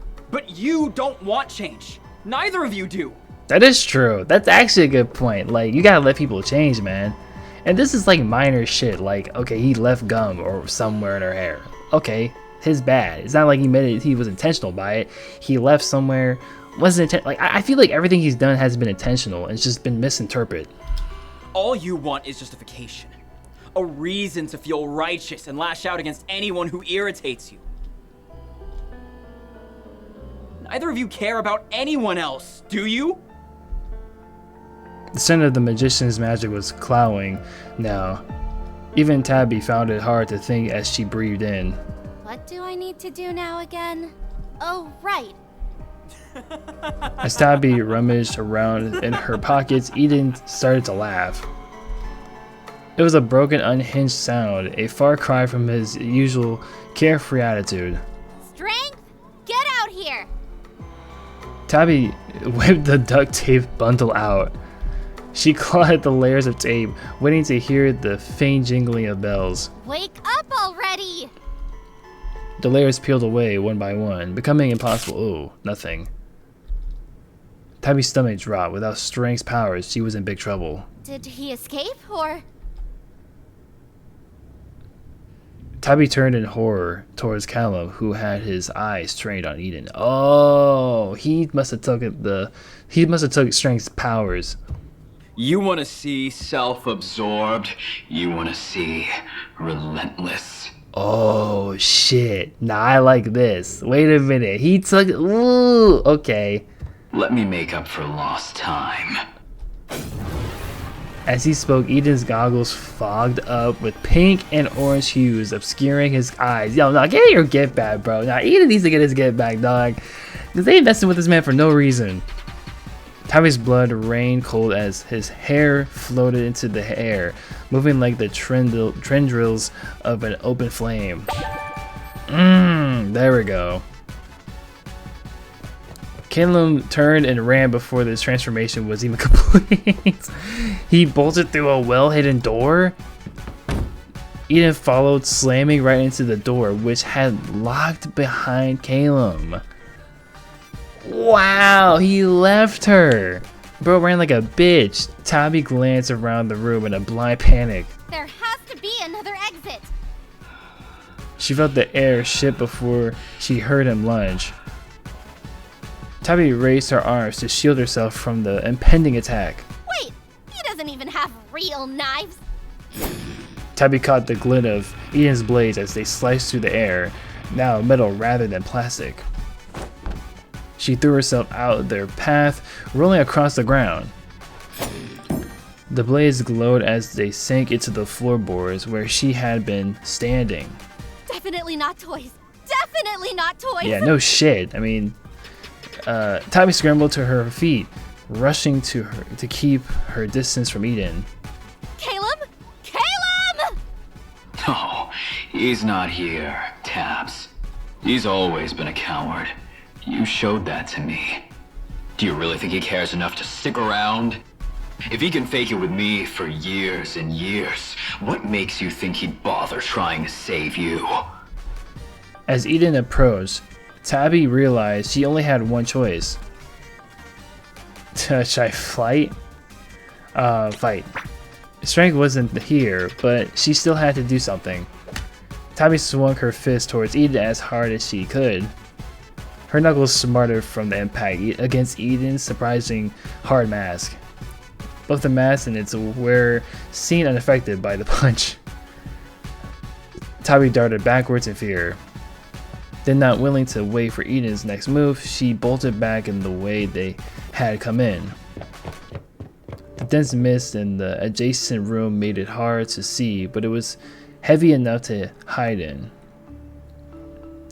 Narrowly avoiding a ghost prop, Tabby dove behind a fake tombstone and made herself as small as possible.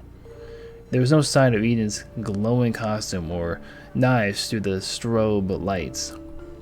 A cocktail of frustration and anger bubbled up past her fear and adrenaline. Not again! Every time I want to do something, Every time I try to do something about this guy, it goes wrong. Maybe he's not that bad as you think he is. Tabby felt like she was being unfairly punished for trying to be proactive for once in her life. It was just one big cruel lesson from the universe. One big kick while she was already down. I thought this would work, especially with teamwork. Caleb is not your friend apparently, because he literally just abandoned you.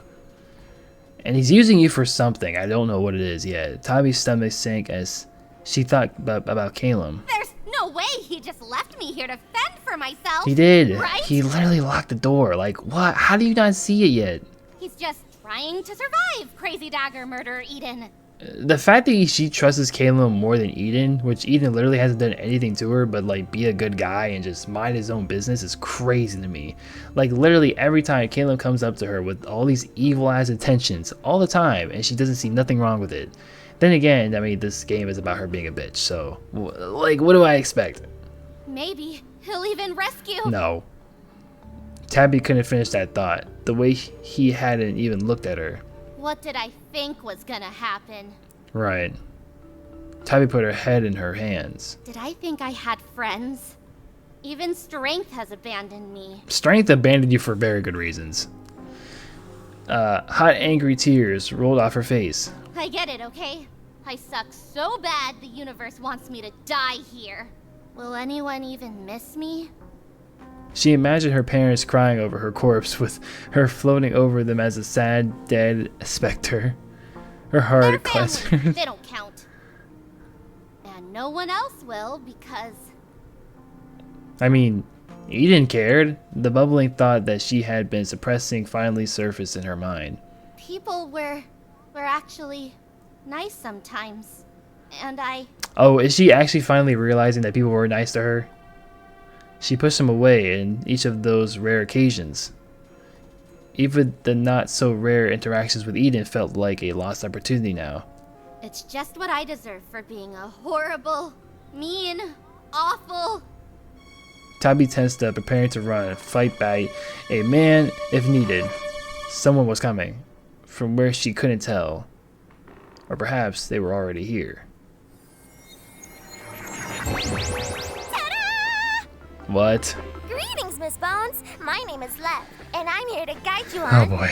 Shut up! Do you want to get us killed? Flecks of glitter fell from Love's hat as Tabby shook her for emphasis. Couldn't have me at once, Tabitha! Only if you stop yelling! Tabby's used her arm to smear the tears off her face without letting go of the pixie, shaking Love again in the process. Let me go!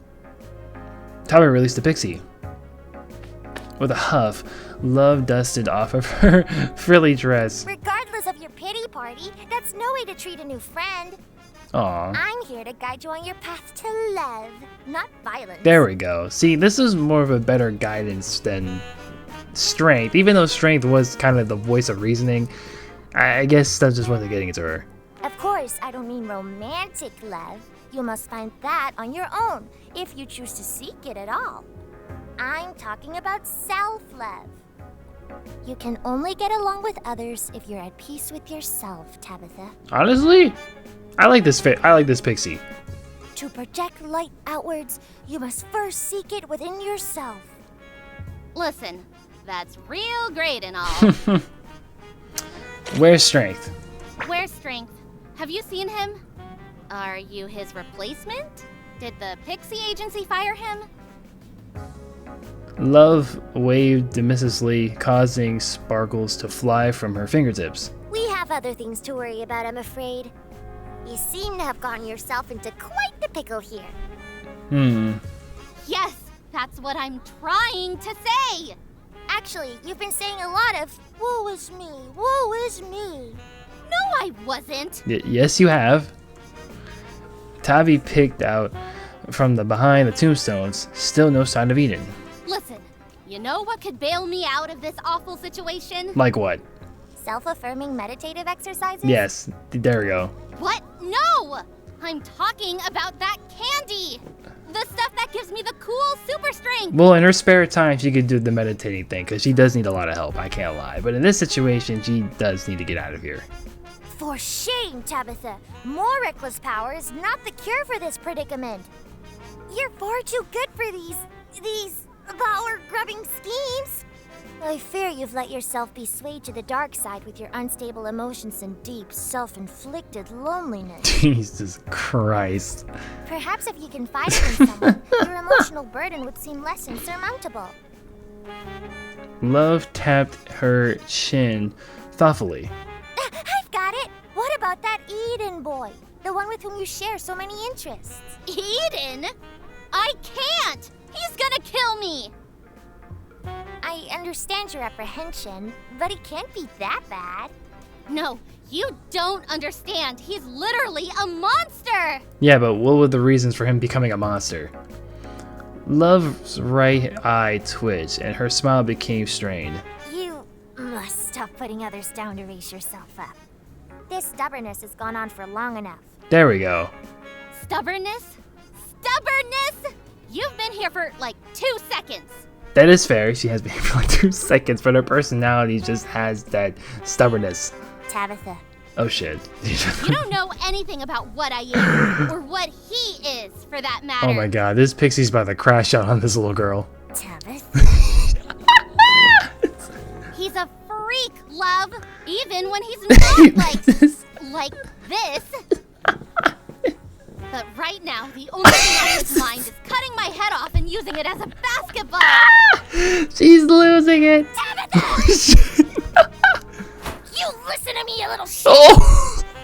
You're never going to have any friends if you keep this up. And trust me, you need friends. Well, about damn time someone put her in her place.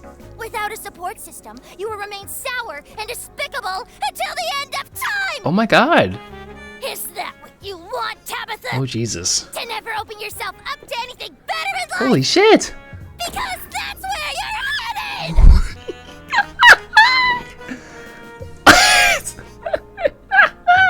headed! In silence that followed Love's outburst, Tebby's heart sank.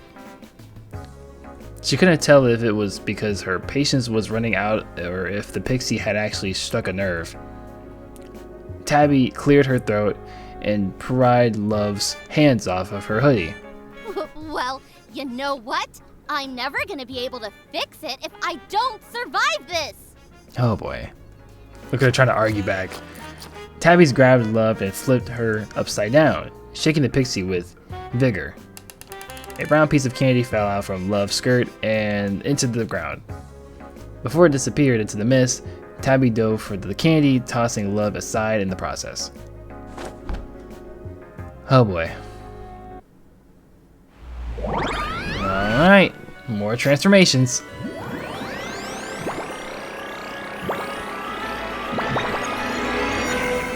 Ugh. That's actually worse than before. I'm not gonna lie. Oh god. Well, this isn't your ordinary magical outfit, that's for sure. Tabby didn't even bother examining her outfit. Based on past 2 experiences, she looked ridiculous. Now, you looked just about... Oh my god, you look hideous as hell. Love, on the other hand, was mentally staring holes into Tabby's frilly lace. What? 5-second rule. You tossed me like a piece of trash! Shh. Excuse me? I can't hear anything over your voice, and we're being hunted by my lunatic class bully. It's a long story. To Love's credit, the pixie fell silent. I don't hear anything. The swish of the ghosts passing in and out of the mist had long been filtered out by Tabby's brain, but that noise was absent now. Unsettled, Tabby peered over the tombstones. No more ghosts. As if someone had cut them down. Tabby held her wand out like a sword as she took a careful step through the fog. Nice costume. Tabby leaped into the air as fabric brushed her back. She slashed through the mist with her wand, hoping it would miraculously connect with Eden's face. He stepped back, coolly, blade outstretched to intercept the swipe. She pulled her arm back, ready to strike again. Oh. Tabby felt Eden's knife slice into her arm, followed by the sharp pain. Blood dripped from the wound, warm, fresh, and suddenly too real. Oh shit, okay. So this is for real. Tabby! Are we okay? Hell, Eden's crashing out. Tabby didn't answer, focusing on clutching her arm, applying pressure as she backed away. The blood just kept coming. That had never happened with strength before. Ooh, whatever Love's power was, even with this new magic coursing through her, Tabby's felt scared, vulnerable, and worst of all, weak. Tabitha! Tabitha, are you listening to me? Don't just stand there, we have to run! Run! Okay, this is crazy shit. Okay, Tabby lurched into the motion, dancing around until she was able to figure out the exact timing to duck under Eden's next swipe. I mean, you might as well run, girl. Like, you got nothing against this man. As she miraculously sprinted past him without injuring, Tabby's mind raced, juggling too many things at once. The pain on her arm, the shrill sound of Love screaming, the stress of having to find a way out. If there were emergency exits around, they hadn't been clearly marked. That left only two places where she could hide: the funhouse and the doll hall. Both were staffed with scare actors who would evidently get caught up in the chase. Should she race all the way to the doll hall and hope Eden would get caught up in slashing other people? Or should she lure him into the funhouse mirror room, which would be less crowded? Tabby made a quick decision, aiming to sprint to the funhouse mirror room. As she raced down the adjacent hall, she spotted some other students coming up the path. There was also a clown waiting to scare them, his back turned to her as he hid behind a wall. Tabby's stomach clenched. She'd chosen this route to avoid getting other people caught up in Eden's stabbing spree, hasn't she? Run! Run! The clown turned to see who was barreling through the house in the wrong direction. Hey kid! You're going the wrong... Oh. Just run! He's gonna murder you! The students and actors scattered in panic. In their frantic confusion, some ran past Tabby directly into Eden's path. Oh shit. Tabby hoped that the screams that echoed around her were of people being chased, not people being slashed to ribbons. If only she understood what power Love's was, maybe she could have stood and defended them. What am I supposed to do with your magic, Love? Oh, that's easy. Feel better for one. So nothing that'll help us survive? Serotonin production is an important part of survival. Oh boy. Tabby groaned and ignored Tabby's lecture about stress responses. Luckily, having fused with strength twice before, she had some clue as to what to do next. Tabby held the wand aloft in front of her as she ran. Okay, just gotta wave it around. Around. She made frantic figure eights through the air. Come on! Come on! A soft pink light enveloped in the end of the wand. It glowed brighter and brighter, radiating warmth until... Pew! A beam shot out of the wand, quick as a bullet. A laser gun? This is something I can work with. Tabby turned to see if Eden was still behind her. Not that she had wanted to other people in the hallway to distract him. What's with her face? But her stomach sank as she spotted him hot on her trail, glowing ominously. Tabby waved the wand in his direction. It is not a laser gun, and it is not to be used to attack people. I call it the love beam. Said love beam flew off in a direction that Tabby had intended. Tell me you're joking. The love beam fills its targets with the power of love. Oh boy. A sense of inner warmth and appreciation, not just for others, but also themselves. Okay, that could help in this situation, but this guy's in a murderous rampage. Eden shattered the lights near him in one swift move, swinging his blades up through the bulbs. The light bulbs exploded into sparks and shards of glass. In the sudden shadows, he seemed to glow even more menacingly. Warmth? Can it at least melt off faces? No! How is that helpful then? I might as well spit you back out and start throwing bricks or something. Damn, I forgot to save actually. Hold on a second. There we go. Tabby tried to aim at Eden again. She felt the magic surge through the wand along with love's displeasure. Suddenly her limbs tingled with pins and needles as they began moving without her input. The beam flew off in the wrong direction again. This time, it hit the unfortunate clown who hadn't quite made it out the hall. The swiveled towards Tabby. Who's laughing? I am, 'cause seeing you have a good time puts a real smile on my face. That outfit's looking real sharp, kid. Careful, you might cut someone on it.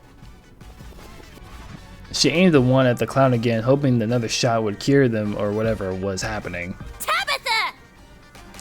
Tabitha's arm moved on its own with enough force to spin her all the way around. Ow! Stop that! You stop that! Have you learned nothing about my views on violence? For as long as I must inhabit this body, you will not go around trying to hurt people with our powers! I was gonna undo it, and those are your hang-ups, not mine. Let go of my arm! Okay, this is really bad, bro. Not only she's fighting with pixies, she's fighting with this other dude. This is chaotic. Eden continued to make long, calm strides down the corridor. Jesus Christ, dude. We gotta go now. Leave the clown to their fate. Send the clown away. Tabby gained the upper hand against Love long enough to weave the clown away. Shoo! Get out of here! Oh yeah, anything you say, you inspire me. The clown waved and jogged cheerfully behind a wall, presumably towards a hidden employee exit. Tabby rounded the corner and entered the next hall of the mirror maze. She was relieved to see it was empty as she expected. Any students or actors that had passed through here must have kept running all the way to the entrance. He's gonna be here any minute. Give me my arm back! Not until you promise you're not going to use it for evil. In the continued fight for dominance, the one fired off shots after shot. The blasts ricocheted off of the warped plexiglass until the air was filled with pink beams. Tabby dove to the ground to avoid the growing laser storm whizzing through the room. Even then, her hands were balling and unballing into a fist as she tried to take over completely. I can't crawl like this! Let the hollandaise go! You know my conditions. I'm gonna get chopped up into 1,000 little pieces because of you. I'm sure you'll find a different, non-violent solution to prevent that. Oh, she's gonna try to apologize to Eden? Eden appeared in the doorway, which was completely dark now. He paused as if to assess the sight before him. Endless beams of light, Tabby's arm moving like a wild eel while she was frozen in mid-crawl.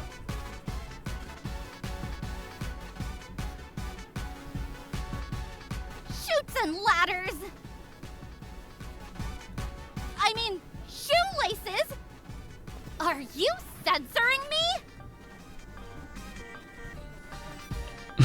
Eden rolled his shoulders as if limpering up before a workout. He then took a careful step forward, parrying beings away with his knife. Sensing he would be on in a second, Tabby jumped to her feet just to get squarely in the face by a beam. Falafel! My eyes! She scrambled backward, half blinked by pink spots. I tried to tell you to be careful. She did. Love relinquished control of Tabby's arms so she could clutch her hand in peace. Careful with what? Stray lasers from my own wand? What kind of shrimpy design? Oh wait, it's already clearing up. As she blinked away tears, Tabby felt only deep sense of disappointment. That was like 2 seconds of light. It barely even warmed my face. I knew it was useless. Do I look like the kind of pixie who would go around giving children face-melting lasers? I told you, it's a tool to inspire confidence and camaraderie. I'm confident that I'm not feeling any camaraderie with anyone right now. Tabby glanced around the room, keeping an eye out for both lasers and knives. Where did he go? Don't ask me. I can't see any better than you, Tabitha. Swung her wand through the air primitively. Oh shit. Eden burst out from the opposite doorway and ran Tabby. When did he get over there? Springing into action, instinctive self-defense, Tabby slammed him upside the head with a pummel of the wand. Eden's mask was knocked askew, but Tabby's didn't wait for him to adjust it. She tackled it with all the force she could muster. Even at her small size, limited athletic ability, she still managed to knock him off balance. Eden staggered, tripping into the funhouse mirrors. They buckled from the force of his impact. Shards of glass rained down on both of them and scattered across the floor. With one arm still wrapped around Eden, Tabby grabbed a mirror fragment, desperately tried to gain some leverage in the fight. Unfortunately, Eden had recovered much quicker than Tabby, pushing her to the side and making her drop the sharpened glass. In a fit of desperation, she smashed the heavy end of her wand into Eden's wrist. Oh! Tabby winced, realizing she had definitely struck a bone. Eden stopped in his tracks, clutching his hand. His breath sounded ragged beneath his mask, like he was gritting his teeth against the pain. Tabby ran for it, knowing instinctively that this was going to be the only moment to flee. She was close to the exit. She just had to keep running until she was out of the mansion. Tabby burst into the entrance hall. Ah! The glowing murderer is here! I'm too young to die! I'm not. It's me, Tabby! Tabby? Why the Hellenistic age are you all here? I thought everyone else left. Hellenistic age? The doors are locked. We've tried everything. Even the windows are sealed shut. Oh shit, Column locked everyone in. That was probably Column's doing. They had discussed making it impossible for Eden to leave.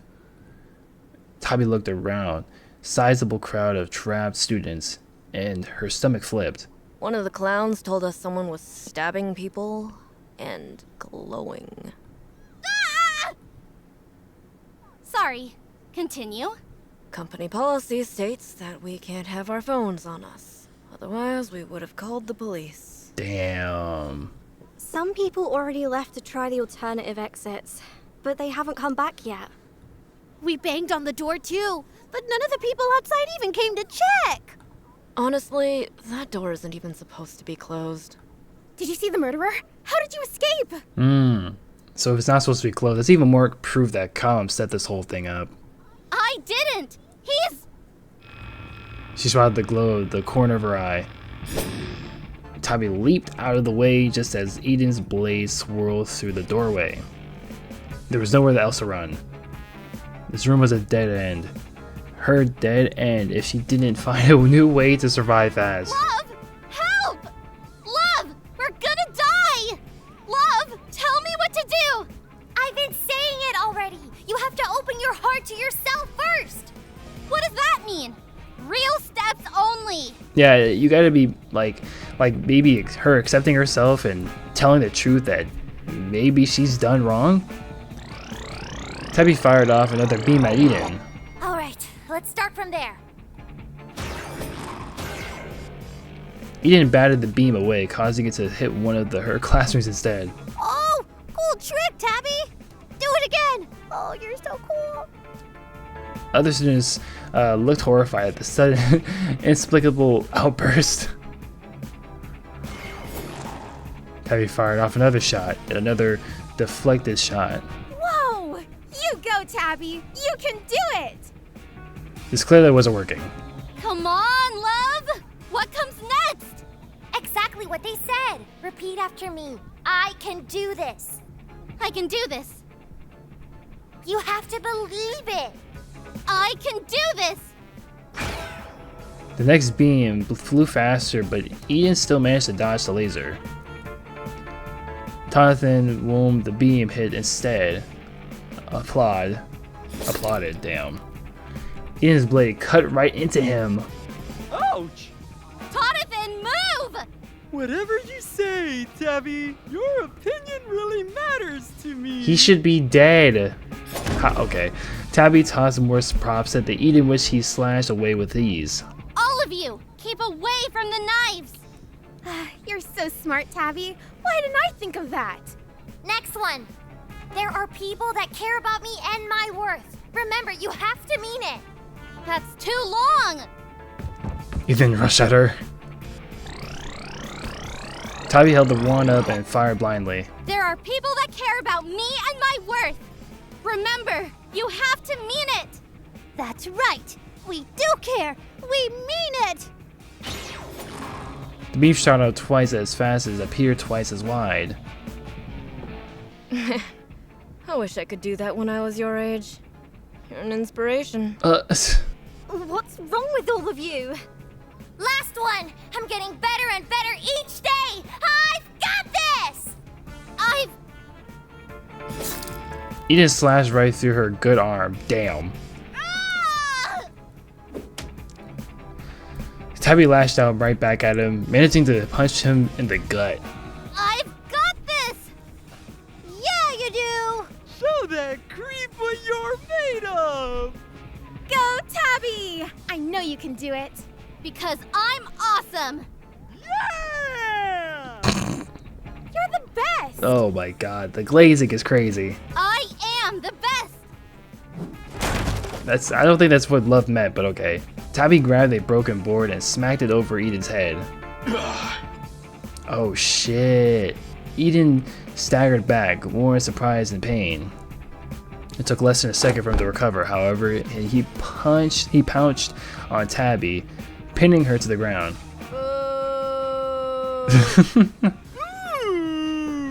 Leave Tabby alone. She doesn't deserve that. Oh my god. I don't deserve this. She managed to wiggle one arm out from under his weight.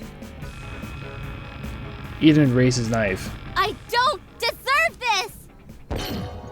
The knife sank into the ground, and Tabby gasped. Oh shit. My bad. But I felt it. Is this the end? Wait, what did he say? Wait. It didn't work? All remaining adrenaline drained out of her, replaced by a strong sense of regret. Just when I was feeling proud of myself for once? Eden's whole body shook with laughter. Wow. Woo! Real cool moves, Tabby. I've always said you were super fun to be around.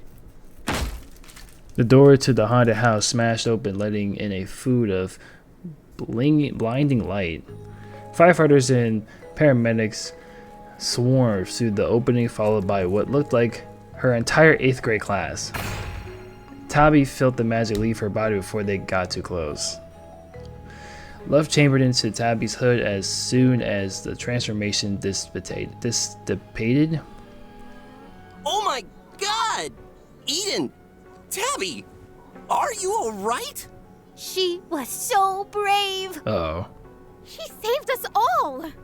We've gotta tell everybody! It's that guy right there, officers! Tabby was super cool. I wish you'd all been there to see it. The police grab Eden, who didn't resist in the slightest. He's got knives too! The knives in question clattered into the ground as Eden was handcuffed. They were clearly just costume props. Well, I guess they actually got him arrested though, so, I mean, she got what she wanted. The police bagged the evidence up before allowing the paramedics to approach Eden and check for injuries. Tabby couldn't believe it was all over. She sat in a state of shock, moving only to allow the paramedics access to her injuries. Tabby vaguely registered the voice of someone asking her if she could walk. She stood in a daze, following the scare actors and other students out of the house. Everybody, clap for Tabby! It's true. Okay. Alright, there was smattering of applause from Tabby's classmates. It grew as Stu and Den chimed in about Tabby's expert takedown. She was amazing! Woohoo, Tabby! Eden was pushed into the ambulance, still handcuffed. Thanks for saving us. I don't know how you weren't scared. Oh god. It's because she's a tried and true hero. Okay. Tabby felt the sound warm her up from inside. Why do I feel like this hasn't fixed anything of her personality and her repercussions of like what her characteristics need to change? You know what? Whatever. Are you hurt, Tabby? We don't want you to be hurt. She's gonna stay the same. No, I mean, yes, but... Excuse me, medic! Tabby should be treated ASAP! Wait. Oh, maybe she's actually fine. I would totally believe it after her amazing fight. I bet Eden couldn't even scratch her. Tabby looked down at her arms, hastily covered in gauze and tape. You're right. She was just so cool. Bask in attention, express gratitude. I wasn't I? Whatever, might as well make it worse. Tabby smiled. I'm glad I was there to be your hero. The applause grew even louder. Oh god. Gosh, that smile. She's so dashing, so kind. She's an asshole, bro. Exactly. Oh. This is the person we should really be mad at too, because he plotted all of this. Tabby's smile faltered as Callum emerged from the crowd. Yes, imagine if that maniac had gotten out of the house. Tabby saved all of us! Oh my god. Another cheer ran through the students. But we can give her all the praise that she deserves later. She sacrificed a lot for us. So right now, as her friend, I'm asking you all to let her rest. Wow. Caleb's right. Give her some space. Oh, yeah, Tabby, you rest up. I'm going to call my mom and tell her you saved my life. Oh, alright, buddy. Tabby gave a little bow and everyone started cheering again. Before Tabby could be surrounded by more applauding students, Caitlin placed one firm hand on Tabby's elbow, led her forcibly over to the bench near the sidewalk. Still within the eye line of the other middle schoolers, Callum smiled gleefully. So, you survived. Yeah, I did. No thanks to you. Tabby took in his innocent expression and narrowed her eyes. Did you expect me not to? I expected some difficulty. Yeah, well, if you expected so much. What the hell happened to all your carefully laid plans? Why did everything fall apart? Or was that your plan all along? Callum continued to smile as if the expression had been plastered onto his face. Magician had more difficulty controlling Eden than we anticipated. A simple malfunction, nothing more. I have no say in the matter. No, she's about to lose it again. Which I don't blame her for it. You left her to die, man.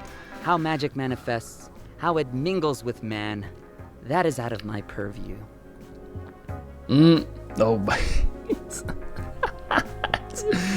Oh, everything inside Tabby was telling her this was a lie, also incredibly pretentious.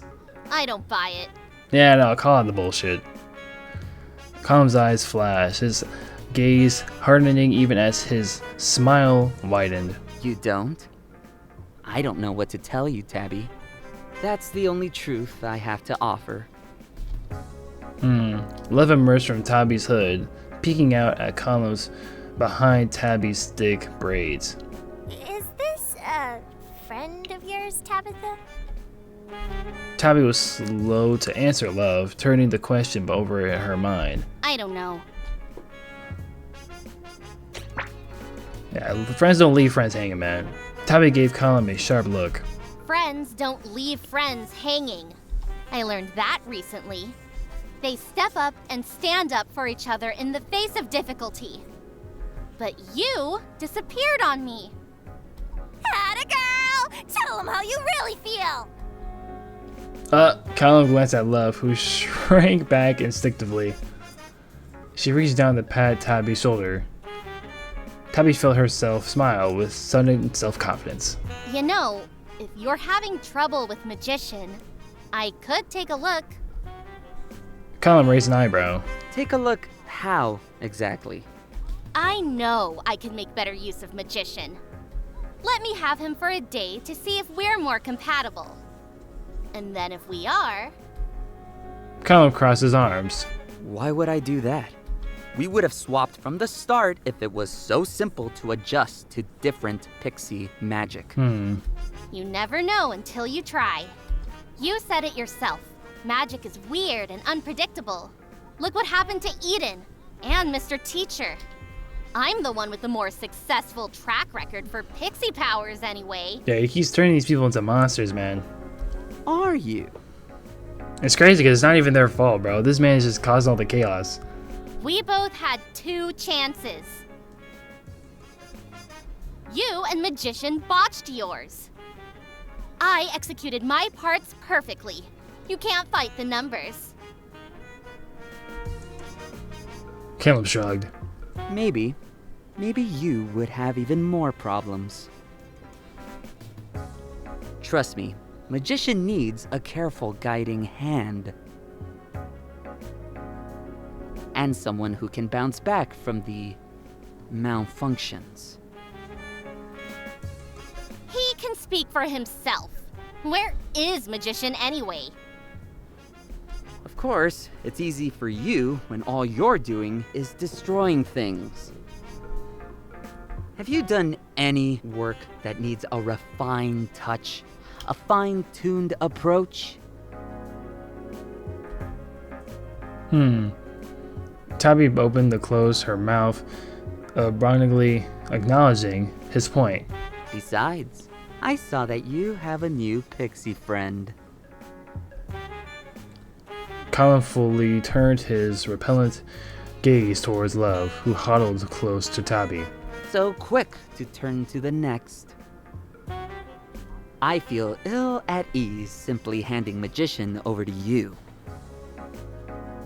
Especially if you're replacing pixies left and right, like they're disposable tools. Oh. Unlike you, I value my relationship with Magician over the novelty of a shiny, new thing. I haven't replaced anyone! Well, in that case, have you considered giving me your excess pixies? Since they've given you such excellent results, a little charity for one in need. Tabby stood up, putting Love into her pocket. Love gave a small cry of protest, but didn't emerge again. They're not excess anything! Sit down before someone decides something is wrong. Tabby flopped back onto the bench with a huff. They're not excess tools! Oh? So this new one isn't a surplus to the first? Where is strength anyway? I haven't seen him buzzing around you like an anxious bee. Colin furrowed his brow and adjusted his glasses as if he was seriously contemplating Strength's absence. He quickly schooled his expression back to one of insufferable superiority. He's... Accused Colin of being involved. Admit that Strength is missing. Tabby felt the helplessness of knowing where Strength was rising up within her. She realized she was actually worried. I don't know where Strength is. There was nothing in the tape. Yeah, He's gone missing. He didn't show up when I called him.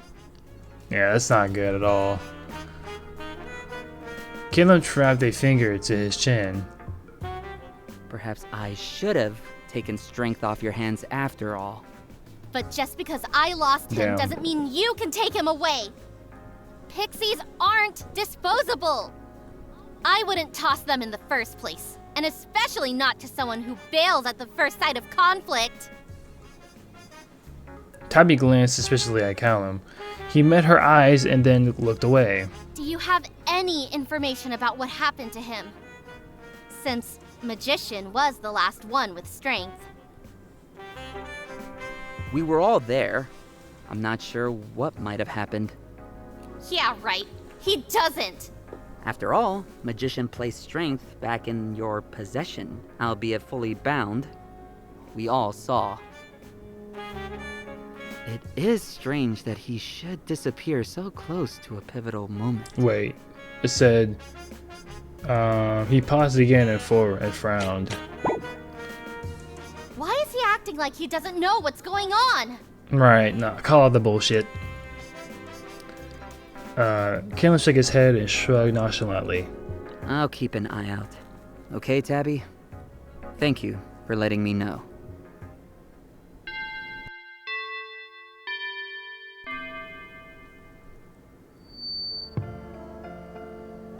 You're upset.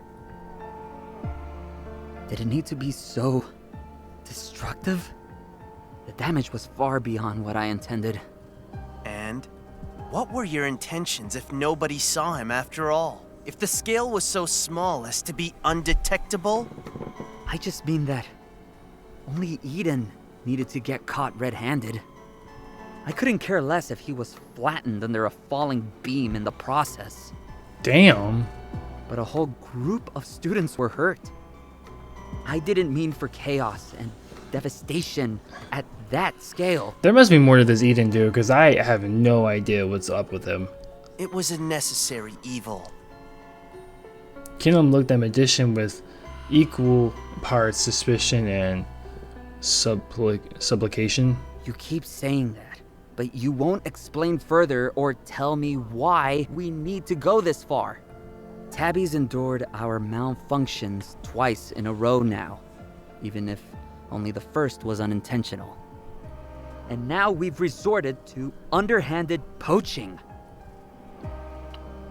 Why did you act without consulting me? Okay, so this dude's acting out of line. If you were going to kidnap... Trust me, Caleb. All of this is for your own good. Nah, this is a bad pixie. The time will come when it will make sense. And it makes sense because Strength wanted nothing to do with the Magician at all. Caleb opened his locker and reached inside. Oh shit, no. Strength! A sleepy mid-colored pixie took a careful step forward, raising one shaking hand towards Callum's. Caleb, you're better than this. Caleb didn't respond. Magician frowned as the boy remained frozen, hand hovering above his books. After a moment, Caleb stared down at both pixies inside the locker, clearly conflicted. Caleb, who was destined for this but you? No one else will look out for your future. You must act decisively to secure the best path forward. That is the only way you will be happy, Calum. Caleb clenched his jaw and grabbed his notebook, shoving them into his bag emotionless. Please! The locker closed with a decisive final bang.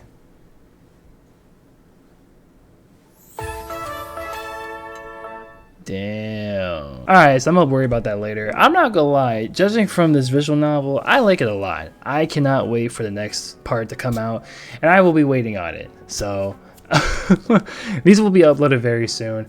I shall see y'all later. Click the like button, hit the bell notification. How y'all feel about this visual novel, man? I feel like this is very underrated.